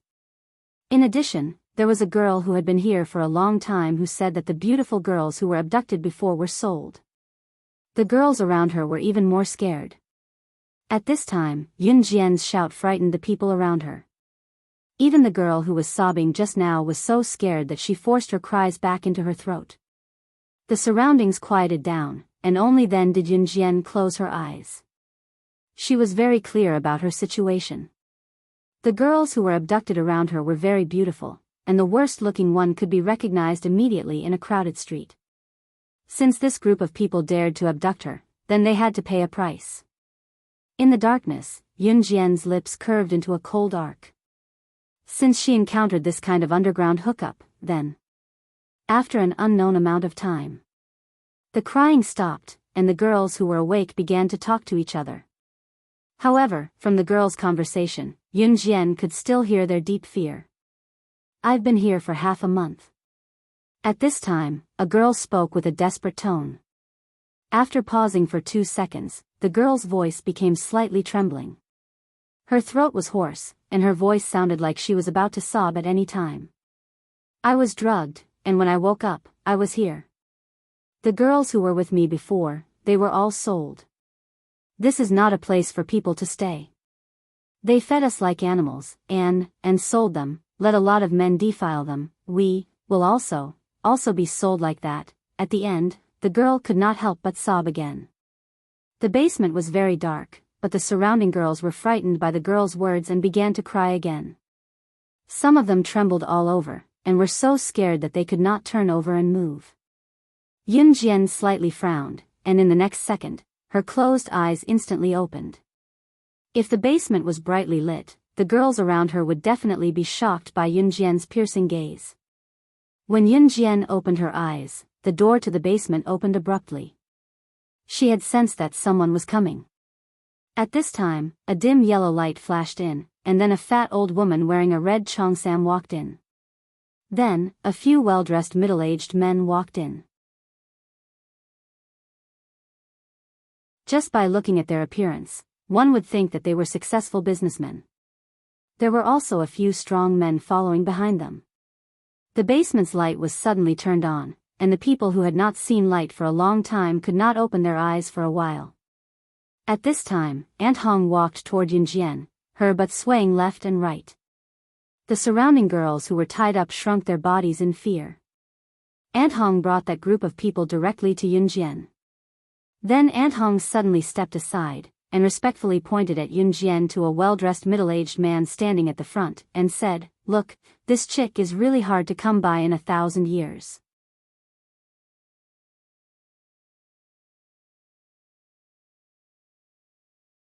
Chapter 1231.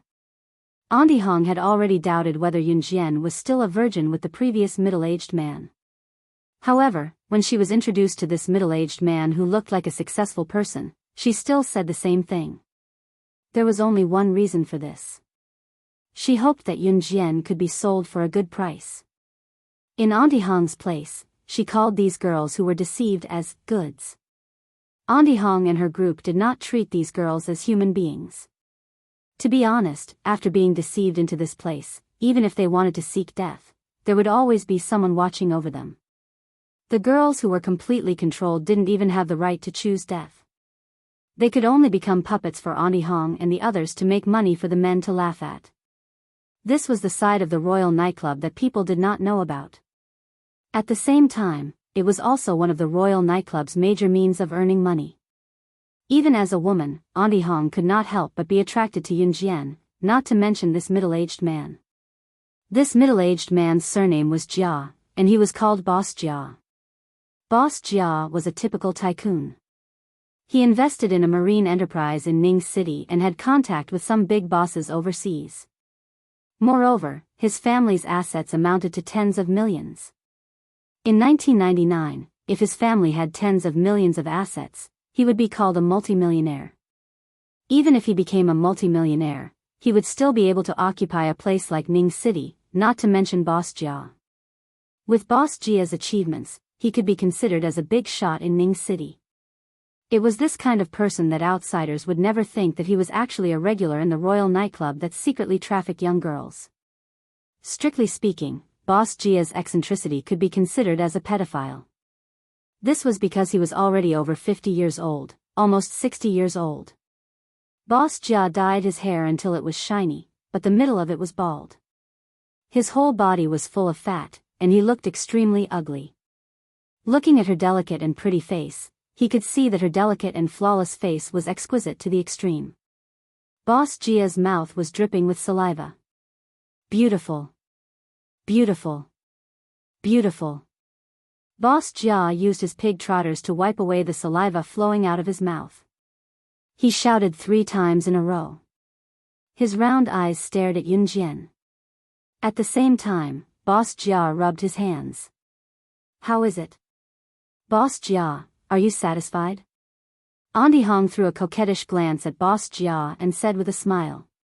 Satisfied. Satisfied. I'm so satisfied. Boss Jia's eyes never left Yunjian. Yunjian didn't move. The girls who were tied up saw this scene. As long as it didn't involve them, they didn't even dare to make a sound. Auntie Hong, name your price. Boss Jia looked at Yunjian and rubbed his hands even harder. He couldn't wait to rush up. Aunt Hong curled her lips and said, 500,000. What? 500,000? Just a woman and you are offering 500,000 yuan? Boss Jia was shocked and then exclaimed. Hey, you've seen it for yourself. This chick is so delicate. You should know if she's worth 500,000 or not. If you don't want it, I can sell it to Mr. Yang. The boss Yang that Auntie Hong mentioned was Boss Jia's sworn enemy. As soon as Auntie Hong said this, Boss Jia was unwilling to be at a disadvantage. Okay. 500,000 it is. Pfft. Just as Auntie Hong and Boss Jia were seriously talking about the price, a sneer was heard. At such a serious and dangerous moment, there was still someone laughing. Everyone immediately turned their heads to look. They saw that Yunjian, who was a commodity, wasn't afraid at all. She was the one who had sneered earlier. You. What are you laughing at? Auntie Hong was shocked by Yunjian's strange laughter. Then, she questioned. However, she heard Yunjian reply with a smile without fear. Instead of estimating my value here, why don't you talk to me about how you want to die? As soon as Yunjian finished speaking, everyone around was stunned. Yunjian was in a disadvantageous position now. Why was she not only not afraid, but also threatening Auntie Hong and Boss Jia?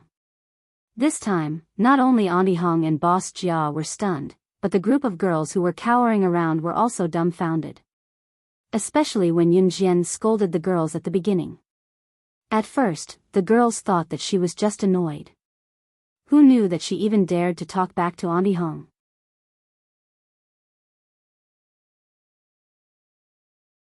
Chapter 1232. All the girls present broke out in a cold sweat for Yunjian. Yunjian's words just now were simply courting death.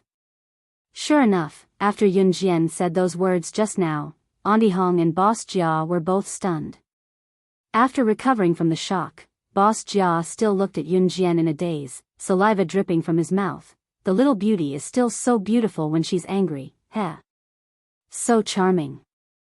After saying that, Boss Jia stared at Yunjian even more insolently for 2 seconds.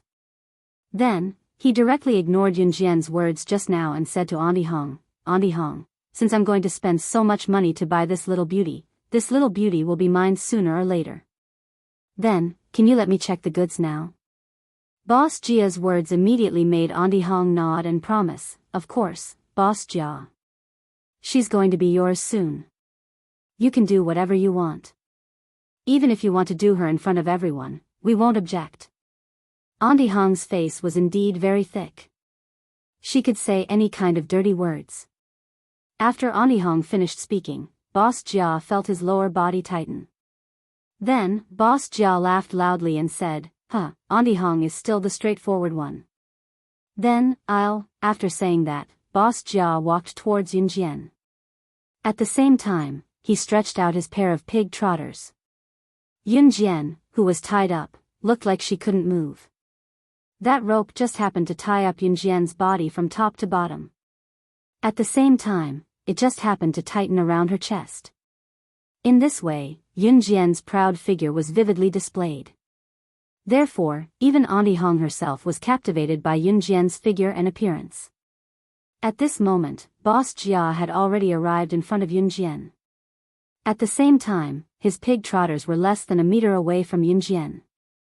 Boss Jia looked at Yunjian's pair of big twin peaks and his heart itched. He really wanted to run up to her and hold her full breasts. However, when he was half a meter away from Yunjian, who had been tied up tightly, suddenly stood up. The rope that had tightly bound Yunjian was now completely loose like a kite with a broken string. Boss Jia's hand, which was still reaching out, paused at the same time. Everyone's pupils gradually tensed up from their relaxed state. You! Why did you untie the rope? The first person to scream was Aunt Hong.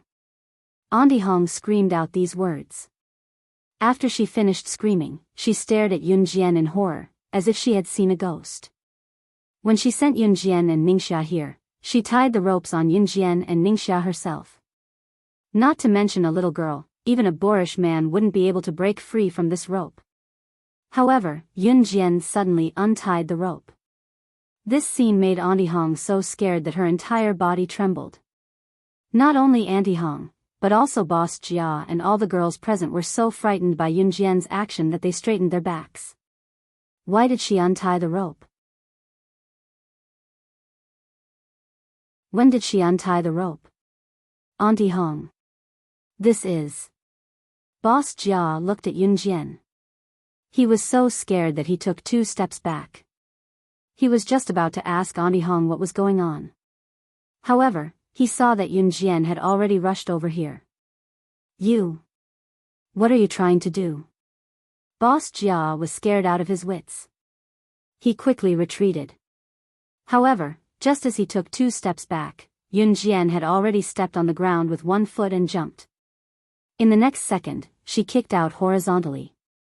She kicked Boss Jia's abdomen at lightning speed, sending Boss Jia flying out. He then slammed into a wall in the basement. Finally, his entire body twitched and fell to the ground. Yunjian steadied herself and curled her lips into a smile. She coldly looked at the group of people in front of her who were instantly in a mess. They were all scared silly by her kick. She immediately crossed her arms and said lazily, "Oh, right. I forgot to tell you. I'm an advanced special forces soldier in the army." When these words came out, not to mention the girls present, even Auntie Hong straightened her back and looked at Yunjian in shock. The reaction of the surrounding people was the same. They all looked at her in a daze.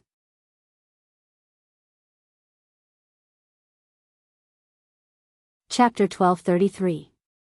Other than shock, the biggest reason was that Auntie Hong and her group were underground traders, and the people they sold were living people. Under such circumstances, Auntie Hong and her group were usually most afraid of running into the police. Even if they ran into the police on the streets, Auntie Hong would usually avoid them, not to mention running into the police directly. The moment Yun Jian said that she was an advanced special forces soldier, coupled with her kick that sent Mr. Jia flying. Even if Auntie Hong did not believe that Yun Jian was an advanced special forces soldier, there was no way to explain how a teenage girl who looked weak and delicate could have such abilities.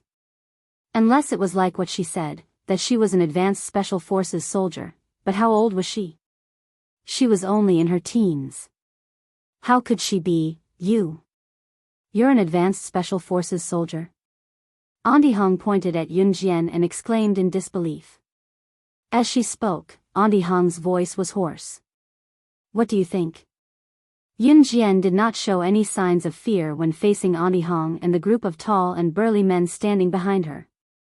On the contrary, after she said that, she walked towards Auntie Hong and her group. What are you trying to do? It was obvious that Yun Jian's kick that sent Mr. Jia flying was definitely practiced, so when Auntie Hong saw Yun Jian walking towards her, she led the burly men behind her and retreated a few steps. It was obvious that Yun Jian's skills earlier gave Auntie Hong a sense of danger.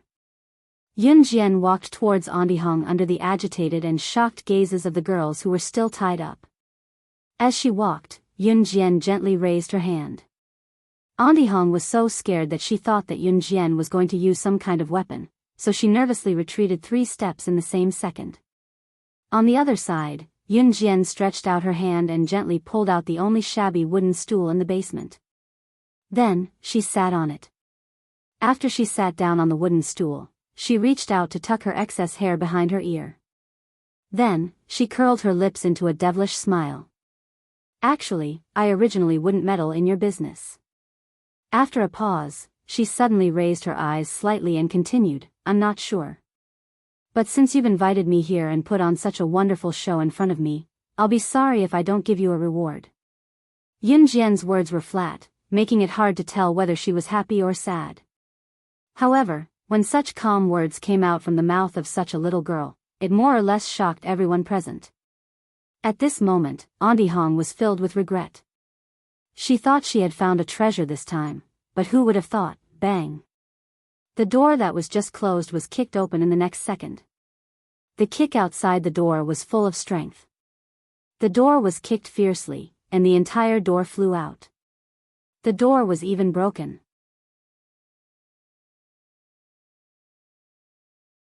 Everyone present was so shocked that they were shocked. When they turned around to look, they saw a handsome man dressed in black casual clothes walking in with a frown on his face. The handsome man attracted everyone's attention as soon as he walked in. After CE entered, he frowned and looked around. Finally, he saw Yun Jian sitting on the wooden stool. His frown loosened at this moment. It was only then that CE came over. The surrounding people trembled in fear from CE's aura. His action of kicking open the door was shocking and unexpected.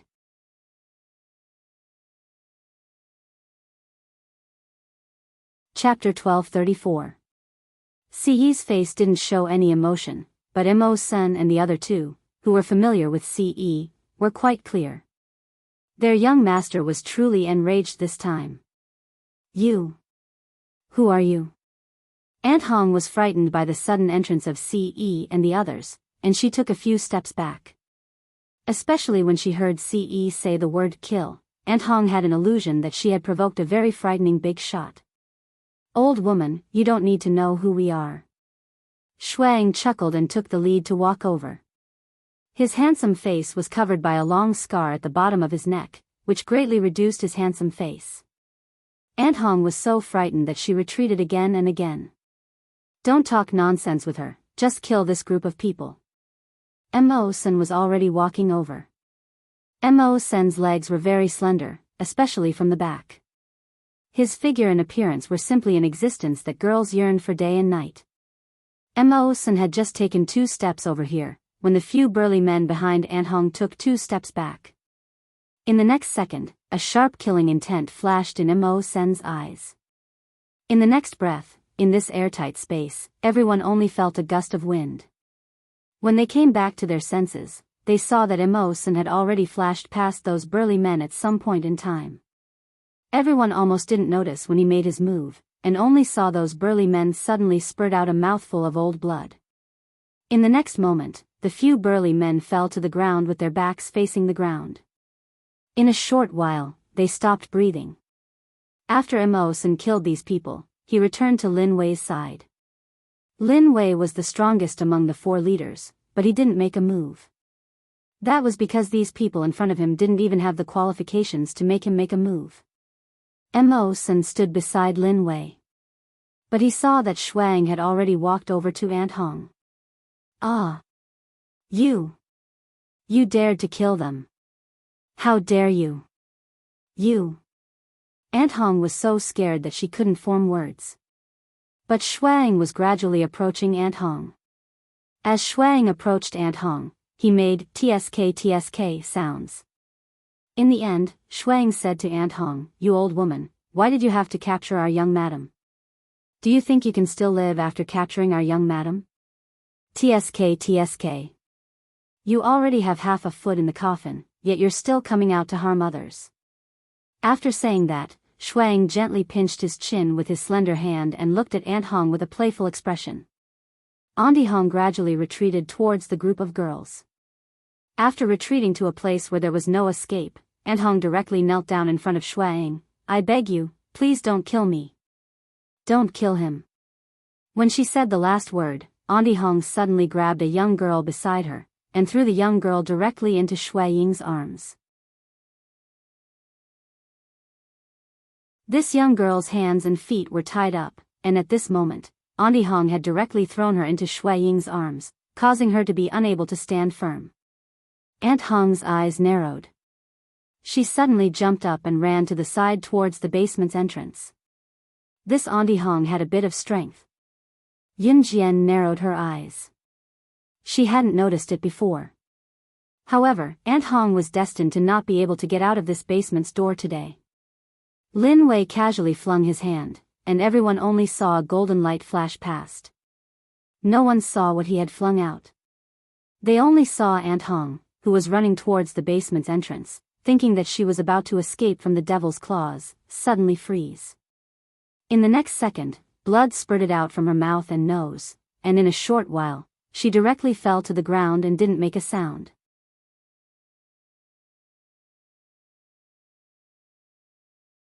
Chapter 1235. Lin Wei helped Shuang kill Auntie Hong. When Auntie Hong fell to the ground, her eyes were wide open. She could not believe that she had been killed just like that. Her best years had yet to come. Her time of enjoying life had yet to come. But now, she had disappeared from this world forever. However, Auntie Hong did not feel any shame at the moment of her death. She had been a human trafficker all her life. She had abducted many young girls, causing many families to be ruined. She had also caused many young girls to be defiled by men in their 50s and 60s. In the end, they were in so much pain that they wished they were dead. There were even some who could not bear such a life. In the end, they chose to end their lives in the most miserable way possible. Auntie Hong deserved to die. She deserved to die 10,000 times. Shuang did not care about what happened to Auntie Hong. Just now, Auntie Hong had thrown a girl at Shuang.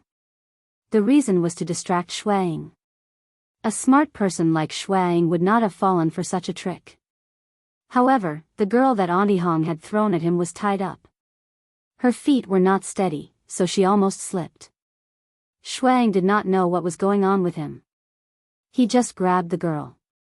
Originally, if Shuang encountered such a situation, even if the other party was a sexy beauty with big breasts and big buttocks, he would have directly avoided them. He did not know if it was because of Si Yi's influence, but he had no interest in those sexy beauties. However, this time, the girl that Auntie Hong had thrown at him had a fragrant scent coming from her body. That scent was like mint. It was fresh and elegant. It gave people a feeling that they would unconsciously want to pull this girl into their arms. Therefore, Shuang pulled the girl into his arms. Under the dim yellow light in the basement, Shuang was able to see the girl's appearance clearly. She was a beautiful girl who looked like a doll. She was about 16 or 17 years old. Her long and narrow eyelashes fluttered up and down. Just by looking at her, people could not help but want to cherish her. Not to mention men. This was the first time Shuang had seen a girl who looked like a doll. The girl's body also had a fragrance. It was a light mint smell. The smell was very light, but it was enough to make Shuang stunned. While Shuang was still in a daze, Ce had already walked in front of Yunjian. Although his facial expression was the same as usual, Yunjian could feel that Ce was really angry this time. Yunjian stood up from the wooden stool. Just as she stood up, she was pulled into Ce's embrace. Even though he knew that she would be fine, he was still worried when he found out that Yunjian had disappeared. Xiao Jian. What should I do with you? I really want to rub you into my bone marrow and make you follow me for the rest of my life, never leaving me again. Ce caressed Yunjian's long black hair as he spoke softly. Yunjian's heart was touched. In Yunjian's previous life, she had always been alone when she went on missions. Now, Ce's words warmed her heart. She reached out and hugged Ce back. The matter here was left to Mo-sen and the other two. Ever since Ningxia was locked up here with Yunjian, she had not woken up. Of course, this was a stroke of luck because Ningxia had one less bad memory in her life. In the end, Mo-sen contacted the local police in Serene City and arrested all the human traffickers led by Auntie Hong. This group of innocent girls had been saved. Shuang, Mo-sen, and Lin Wei were on their way back to the Ning family. Shuang took 2 steps before he turned to look at the girl who had followed him all the way. The girl was holding an old cardboard box. When she saw him turn to look at her, she stopped and kept a 5-meter distance from him while looking at Shuang innocently. Shuang rubbed his forehead and turned to ask her, "What do you want?" The girl was the one who had been pulled into Shui Ying's arms just now.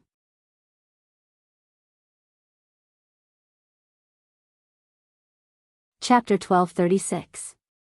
When the girl's words fell, Shuang almost missed a step. Shuang finally hugged Mo-sen, who was standing beside him, and steadied his footing. Cough cough. It was the first time Shuang heard such words. He choked when he swallowed and immediately coughed twice. Sure, he's willing.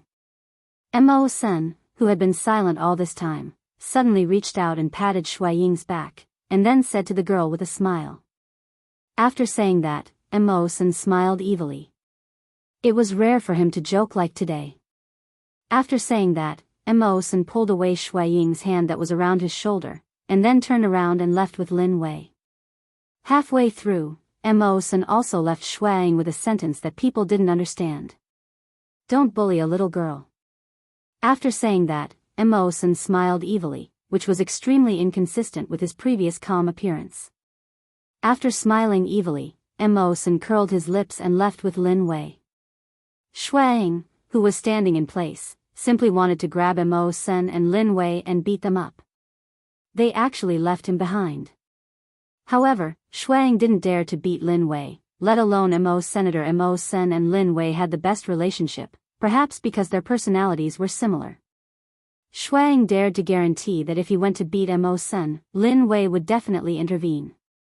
He felt that he had become a loner. Just as he was thinking this, Mo-sen and Lin Wei had already left quickly. Shui Ying's face darkened into a line. He turned his head and glared fiercely at the girl. It was all because of her. If it weren't for her, how could Mo Sen and Lin Wei, these two ungrateful guys, leave him behind? Shuang turned his eyes and glared fiercely at the girl. The girl was so scared by Shui Ying's glare that she shrank her thin body. Shuang looked at the girl's thin body and lowered his eyes. In the end, he still withdrew his sharp edge and turned to walk towards the Ningxia house on the main road. After taking 2 steps, the girl immediately followed. As long as Shuang stopped, the girl also stopped. She didn't seem to dare to come forward. From beginning to end, she was about 5 meters behind Shuang. In the end, Shuang touched his forehead and simply let her follow him all the way. The Royal Nightclub closed down overnight. Not only the Royal Nightclub in Serene City, but all the Royal Nightclub chains in Z Nation declared bankruptcy overnight. This incident would cause a huge uproar in Z country, especially among those big bosses who frequented nightclubs. However, no one was able to find out why the Royal Nightclub closed down. Of course, these were all things that happened later. At this moment, Yun Jian and Ce had just arrived at the entrance of Ningxia. Ningxia had already been brought back to the Ning family by Ce's men. Yun Jian's explanation was that Ningxia had drunk some alcohol at the Royal Nightclub and fainted because she couldn't hold her liquor. In fact, Ningxia did not know how to drink. So Ningxia's mother helped Ningxia back to her room to rest. Yun Jian and Ce stood at the gate of their house in Ningxia and looked at the stars in the sky. After a while, Mo Sen and Lin Wei came back. Not long after Mo Sen and Lin Wei entered the house, Yun Jian stood there and saw Shuang walk in with a sullen face. Behind Shuang was a 16 or 17-year-old girl. The girl was holding a cardboard box in her hands. She lowered her head and looked very shy. "You're still following me." Shuang touched his forehead and shouted somewhat impetuously, "Damn, I'm not going to care about this anymore." Shuang then entered the house. After entering the house, Shuang was reluctant to leave, so he hid behind the door and narrowed his eyes to look over. He saw the girl holding the cardboard box and looking at Yun Jian timidly. Yun Jian looked her up and down and then asked, "What's your name?" Yun Jian had seen this girl in the basement before. She was also abducted by Auntie Hong.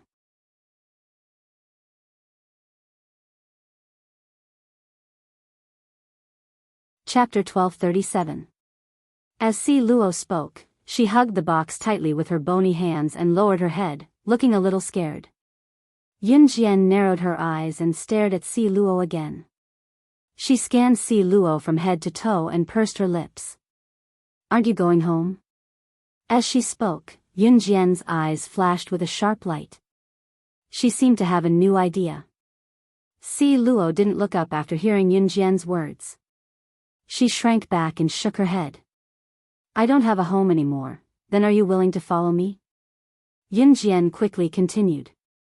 Yun Jian's words made Si Luo look up immediately. Someone was willing to take her in? Is this real? Si Luo held the box and pushed it into her arms. Then, she stared at Yun Jian with her expressive eyes. Her voice trembled. "Can you take me in? Can you really take me in?" Si Luo looked like she couldn't believe that Yun Jian was really willing to take her in. Her eyes widened as if they could speak. Yun Jian nodded and narrowed her eyes. "Sure, but I have a condition." "I agree. I agree. As long as you can feed me and let me live, I'll do anything." Si Luo almost knelt down in front of Yun Jian in gratitude. If one were to take a closer look, they could clearly see that Si Luo's clothes were in tatters and were extremely dirty. Her face was also covered in dirt, and she looked like a little beggar. If it wasn't for her doll-like face and her dirty clothes that couldn't hide her minty scent, she really did look like a refugee who escaped from a beggar's nest. Yun Jian only narrowed her eyes slightly when she saw Si Luo. Of course, she wouldn't take anyone in for no reason. Instead, wait. An abrupt male voice interrupted what Yun Jian was about to say. Yun Jian raised her brows. She looked at Ce, who was standing beside her and looking at her dotingly. She turned around and saw Shuang, who had been hiding behind the door, walking back. "Young madam, ahem." Shuang coughed when he realized that he had walked out rashly. Yunjian narrowed her eyes, but Shuang continued, "Young madam, she followed me back." Yunjian immediately understood what Shuang meant. "You want to take her in?" It was obvious that Yunjian had taken a liking to Si Luo. Other things aside, Si Luo looked frail and weak, but Yunjian could tell that she was a good seedling despite her frail appearance. Someone who could catch Yunjian's eye naturally had their own strengths. Take Si Luo for example. Yunjian was sure that if she trained her personally, a good seedling like Si Luo would definitely become a high-ranking member of the Kosha mercenaries. She might even surpass Snake Lizard in time. But Shuaying's sudden appearance was, "Yes, young madam."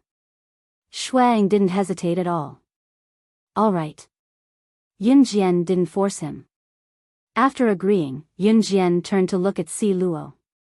She narrowed her eyes and said to Si Luo, "If you feel that it's not good to follow him, you're welcome to look for me anytime." Yunjian winked at Si Luo.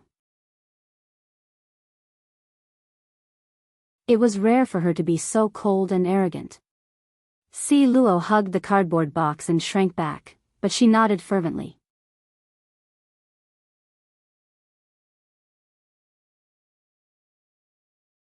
Chapter 1238. When Yunjian saw Shuang beckoning to Si Luo was obviously afraid of him. Or perhaps, Si Luo was afraid of the long scar on Shuaying's neck. In spite of it, Si Luo mustered his courage and went to Shuang with the cardboard box. Watching Si Luo and Shuang enter Ningxia house, Yunjian could not help smiling. What an interesting girl. No matter how interesting she is, she's not as attractive to me as my Xiao Jian. Ce looked at Yunjian with squinted eyes, his hand gripping Yunjian's hand tightly. His words made Yunjian blush again. She patted Ci's playful palm lightly and turned to enter Ningxia house. Si Luo's arrival was a nuisance to Ningxia Mama as she had to prepare another room for Si Luo. It was fortunate that Ningxia house was not short of rooms. Si Luo had been standing in Ningxia house with his precious cardboard box, but when he saw that Ningxia Mama was preparing a room for him, he walked out with the cardboard box. "Thank you. Don't trouble yourself, I can sleep at the bridge nearby for the night." Si Luo was about to leave the house with the cardboard box as he spoke. Yunjian raised a brow at the sight.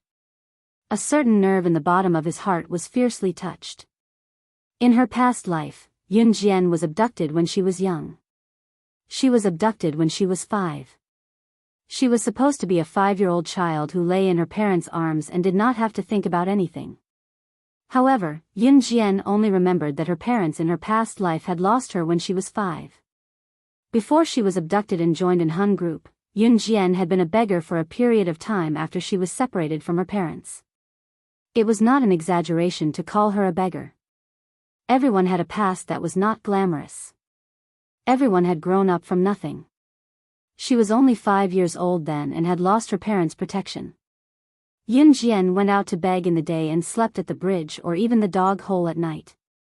If a kind-hearted person gave her a newspaper to warm her up in the cold night, it was already a blessing. That kind of life was simply not something a human could live through, but under the premise that one's life was not guaranteed, it was already considered very good.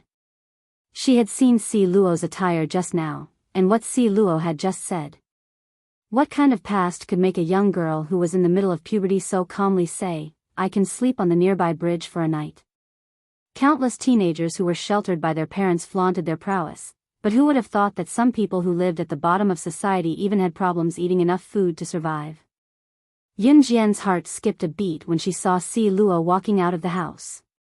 She instinctively wanted to speak up. Unexpectedly, another male voice was faster than her. Shuang, who was standing beside Si Luo, grabbed Si Luo's hand. He did not mind that her hand was dirty. Shuang forced herself to calm down and growled at Si Luo. "You are my disciple now." "My disciple is sleeping at the bridgehead? If word of this gets out, where am I supposed to hide my face?" Shuang did not want to reveal his identity. He grabbed Si Luo and shouted at him, not minding that Si Luo's hand was dirty. Mo Sen and Lin Wei had already gone to sleep. If the two of them were standing there, they would definitely be shocked by Shui Ying's words. Shuang was the infamous shameless king internationally. He represented an Han group in all kinds of activities. Since when did he care about his face? He was even rumored to be the most shameless person in the world. And today, he even emphasized that where was he supposed to hide his face? Pfft, don't make me laugh.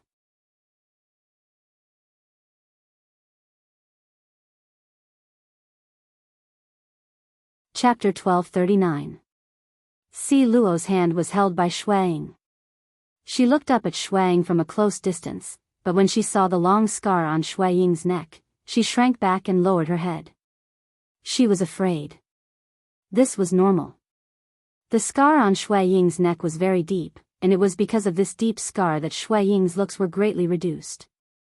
In terms of appearance, Shuang was the most handsome among the four leaders.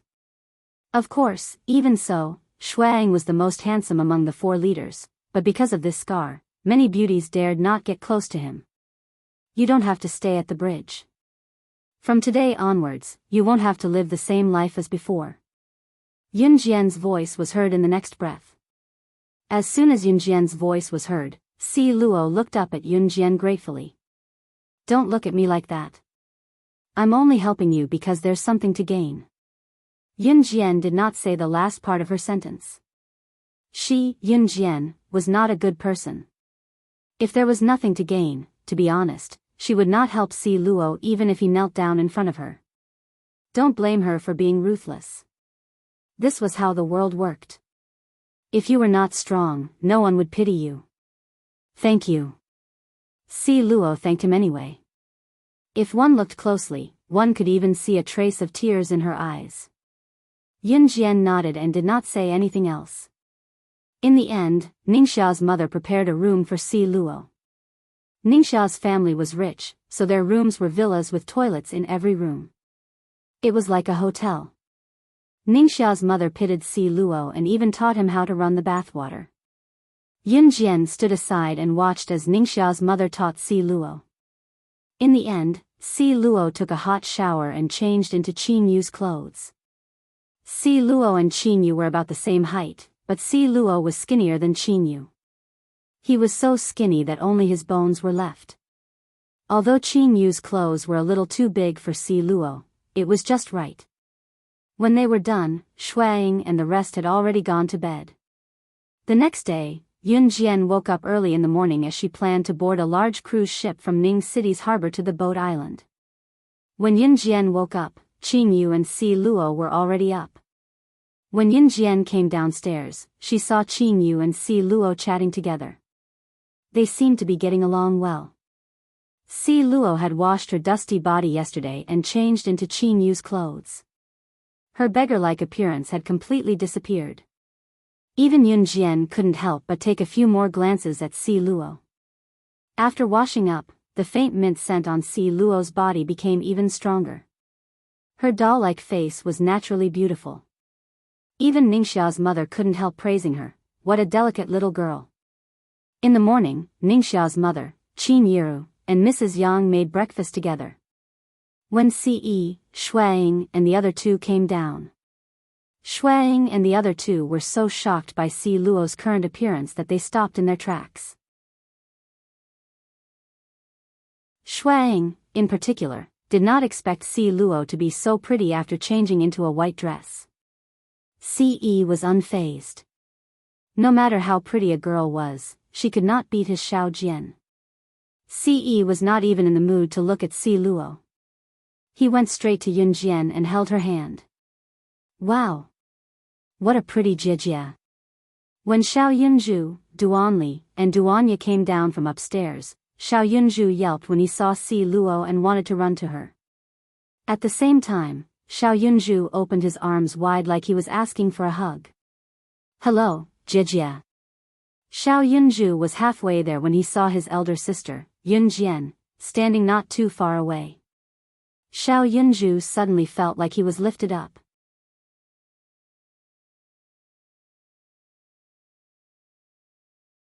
Chapter 1240. Little brat, have you eaten breakfast? Shuang lifted Xiao Yunzhu up in front of Yunjian as if his life depended on it. Then, when he saw Xiao Yunzhu looking up at him, he spoke in a muffled voice. Xiao Yunzhu shook his small body, but realized that Shuang had a death grip on him. Xiao Yunzhu pouted and looked at Ce unwillingly. Then, he complained to Ce, Big brother Ce, Big brother Wang Er is bullying me. He won't let me down. I'm in pain. Big sister will be sad if she sees this. Xiao Yunzhu knew how to talk. He knew that Ce cared about Yunjian, so he purposely said this. The meaning of this sentence aside, just the mention of Big brother Wang Er was enough to make Shui Ying's eyes darken. When he heard Xiao Yunzhu call him Big brother Wang Er, Shuang had the urge to run to Yulong mainland and kill Adam. That rascal had given him the image of Big brother Wang Er in front of Xiao Yunzhu. Even now, Xiao Yunzhu refused to change the way he addressed him. Sensing Ce's murderous glare, Shuang quickly let go of Xiao Yunzhu's hand. Xiao Yunzhu, who was let go, did not run to see Luo. Instead, he ran back and reached out to hold Duan Li's hand. Little chestnut, we can go to the beach later. Yay yay yay. Yunjian, who stood not too far away, merely smiled at the sight without losing her composure. Shuang, Mo Sen, and Lin Wei did not plan to go to the beach. They had already gone to the beach, especially Hawaii. They did not want to go there anymore. Si Luo also said that he did not want to go to the beach. To Si Luo, her previous life was worse than the lowest class of society. Now that she was suddenly asked to go on a holiday, how could she accept it? Before setting off, Yunjian stood at the entrance. She glanced sideways into the house and saw Shuang standing not far away. Mo Sen said to Shuang in a rare teasing tone, "Didn't you say you were going to the beach?" It was rare for Mo Sen to tease someone. With this tease, Shuang was ridiculed to the point of not being able to reply. Finally, Shuang replied, "I don't want to go at the last minute." Isn't that normal? Shui Ying's words made Mo Sen smile. It's very normal. Even Lin Wei put on a fake smile and said these 3 words. Ning City Cruise Pier. Ningxia's mother knew the people who worked at the cruise terminal, so she bought some better tickets for Yunjian and the others through the back door. Ningxia's mother did not come with them, but she got Ningxia to accompany Yunjian and the rest to Zhou Island. Mrs. Yang's family was the only one who came along, followed by Qin Yiru and Gu Junjian, Yun Yi, Qin Yu, Xiao Yunzhu, and lastly, Yunjian and Ce. There was a lot of traffic when they boarded the ship. There was a queue to be checked before boarding the ship. Zhou Island was no doubt a tourist destination, so there were a lot of people. It took more than an hour to queue up and board the ship.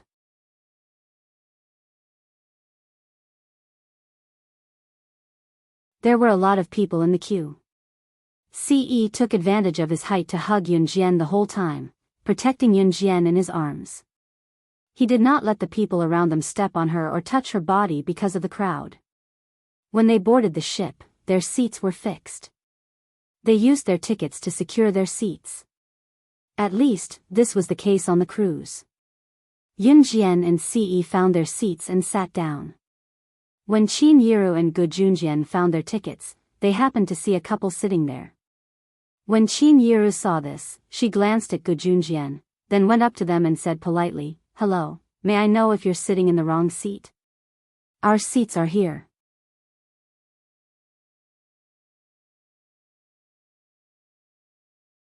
Chapter 1241. A Western-looking woman in her mid-20s who was dressed skimpily with her shoulders exposed was holding the arm of a man with a crew cut who looked like a ruffian. The man, who looked about the same age, was sitting on the seats that should have belonged to Qin Yiru and Gu Junjian. This very revealing woman was the one who yelled at Qin Yiru. Let's not talk about the woman's tone to Qin Yiru. Let's talk about the last sentence she said to Qin Yiru, "We'll be at Zhou Island soon anyway." It would take at least 45 minutes to get to Zhou Island from the pier in Ning City. This was under the condition that there was no obstruction. Zhou Island was an island in the middle of the ocean. In other words, it was a floating piece of land in the ocean. It was a small island. Zhou Island was located on a small island and was surrounded by the ocean. Moreover, Zhou Island was surrounded by the ocean. People who came here for tourism could understand the true meaning of the ocean. However, from Ning City to Zhou Island, there was a large ship carrying hundreds of people. It would take at least 45 minutes to sail slowly from Ning City to Zhou Island. If there was an unexpected situation on the way, it would take at least an hour to sail. Even so, there were still a lot of tourists coming. As a result, there were not enough ships sailing between Ning City's pier and Zhou Island. Therefore, there was a situation where people sat according to their seats. Some people could not get a seat and could only stand all the way. Ningxia Mama had friends at Ning City's pier, so it was not surprising that she could get a seat. Obviously, these two young people did not get a seat, so they shamelessly occupied Qin Yiru and Gu Yunjian's seats. This woman's words made Qin Yiru frown. Although Qin Yiru did not like to look for trouble, she was not the kind of person who would be led by the nose by others and not dare to say half a word. Therefore, when Qin Yiru heard this woman's words, she refuted on the spot, "This beautiful woman, this seat was reserved when we bought the ticket, so please make way." Qin Yiru also raised her voice. After all, to Qin Yiru, she was weak, but when something that should have belonged to her was taken away by someone else and the other party had no kinship with her, she would still ask for it back. "I say, old woman, are you crazy? Will we die if we sit on this seat?" The woman was still aggressive. The most infuriating thing was that as soon as the woman's aggressive words fell, the man sitting next to the woman peeled a grape and personally fed it to the woman. The man glared at Qin Yiru and then comforted the woman, "Honey, don't mind them. I think this woman is going through menopause. You guys." Qin Yiru listened as the couple in front of her became more and more ridiculous. As long as she was a human, she would definitely get angry. Gu Junjian just held Qin Yiru's hand and wanted to reason with them, but a beautiful hand held Qin Yiru down first. Yun Jian took 2 steps towards them and held Qin Yiru's hand. Then, she said to Gu Junjian, "Dad, bring Mom to our seat first." Yun Jian had already changed her way of addressing Gu Junjian as Dad. When Gu Junjian heard Yun Jian's words, he decisively pulled Qin Yiru's hand and walked towards Yun Jian and Siyi's seat. At this moment, Yun Jian crossed her arms in front of her chest and looked at the young couple. She didn't say anything. She just stared at the young couple with her eyes. The young couple originally acted as if nothing had happened and they were minding their own business. However, after being stared at by Yun Jian for a long time, the woman began to panic and scold Yun Jian, "Are you crazy? What are you looking at?" Just as the woman said this, Yun Jian suddenly strode forward. Under the shocked gazes of the surrounding passengers, she suddenly reached out and grabbed the woman's hair. Before the woman could react, she dragged her hair down from her seat and threw her far away. The woman was not prepared at all and was directly smashed to the ground, rolling a circle on the ground. However, Yun Jian suddenly clapped her hands and stepped on the woman's seat. Then, she said to the man,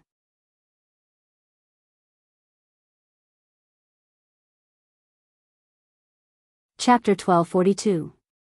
The man was shocked by Yun Jian's sudden action of pulling the woman out of her seat and throwing her to the ground. By the time he came back to his senses, Yun Jian had already stepped on the woman's seat and spoke to him in a cold tone. The man gulped. He didn't immediately stand up and give up his seat, nor did he immediately help his girlfriend who was thrown to the ground by Yun Jian. Instead, he was fascinated by Yun Jian's beautiful and delicate face. He didn't notice it earlier, but now the man saw it. The couple actually had such a delicate daughter? Wasn't this girl too beautiful? He was almost mesmerized. The man swallowed hard. Today, Yun Jian was wearing a very short black top, and this black top was form-fitting. It wrapped around Yun Jian's full upper body incisively and vividly. The neckline was a little low, and Yun Jian's breasts were very full. At this moment, they were wrapped in a tight shirt, coupled with her slender waist and beautiful appearance. As long as it was a man, he would be attracted to her. The man didn't care about his girlfriend at all. He was completely attracted to Yunjian, and he couldn't even speak at this moment.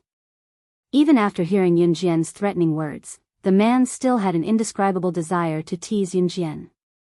The man didn't care about his girlfriend at all. He even flipped his crew cut very handsomely and was about to look at Yunjian with an expression that he thought was charming to death. At this moment, the deck of the ship suddenly shook twice. The entire large cruise ship suddenly shook violently twice, as if it had encountered a big wave. The entire ship swayed. With this shake, the man couldn't stand still. After being swayed back and forth, he suddenly realized that Yunjian was standing in front of him, and that pair of full breasts were swaying in front of him. The man suddenly had an idea.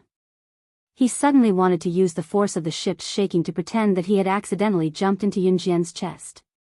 The man thought so.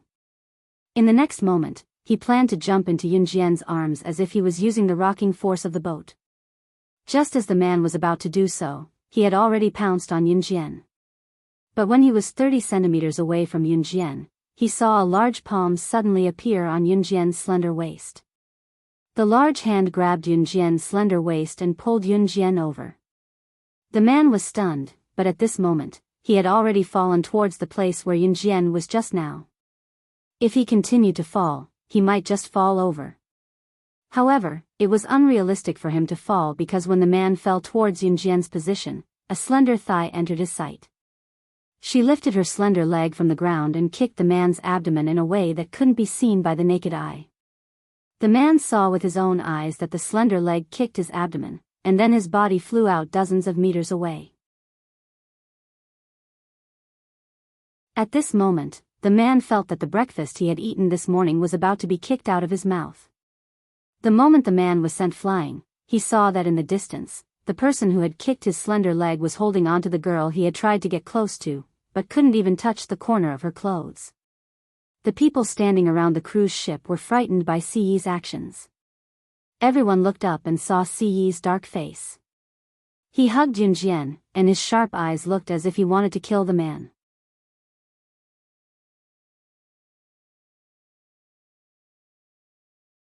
Chapter 1243. It was rare for Siyi to get angry. Ever since he met Yunjian, however, the number of times he lost his temper had gradually increased. Outside of society, there would always be some people who thought they were very powerful, and then they would point fingers at others. It was also men who wanted to hook up with pretty girls when they saw them. Most girls who were hooked up with would be seduced by a few compliments. Of course, it was impossible for something like this to happen to Yunjian. Siyi was ruthless and the man was about to vomit the food in his stomach from Siyi's kick. Siyi looked away and back at Yunjian. "Don't let me see you again." Scram.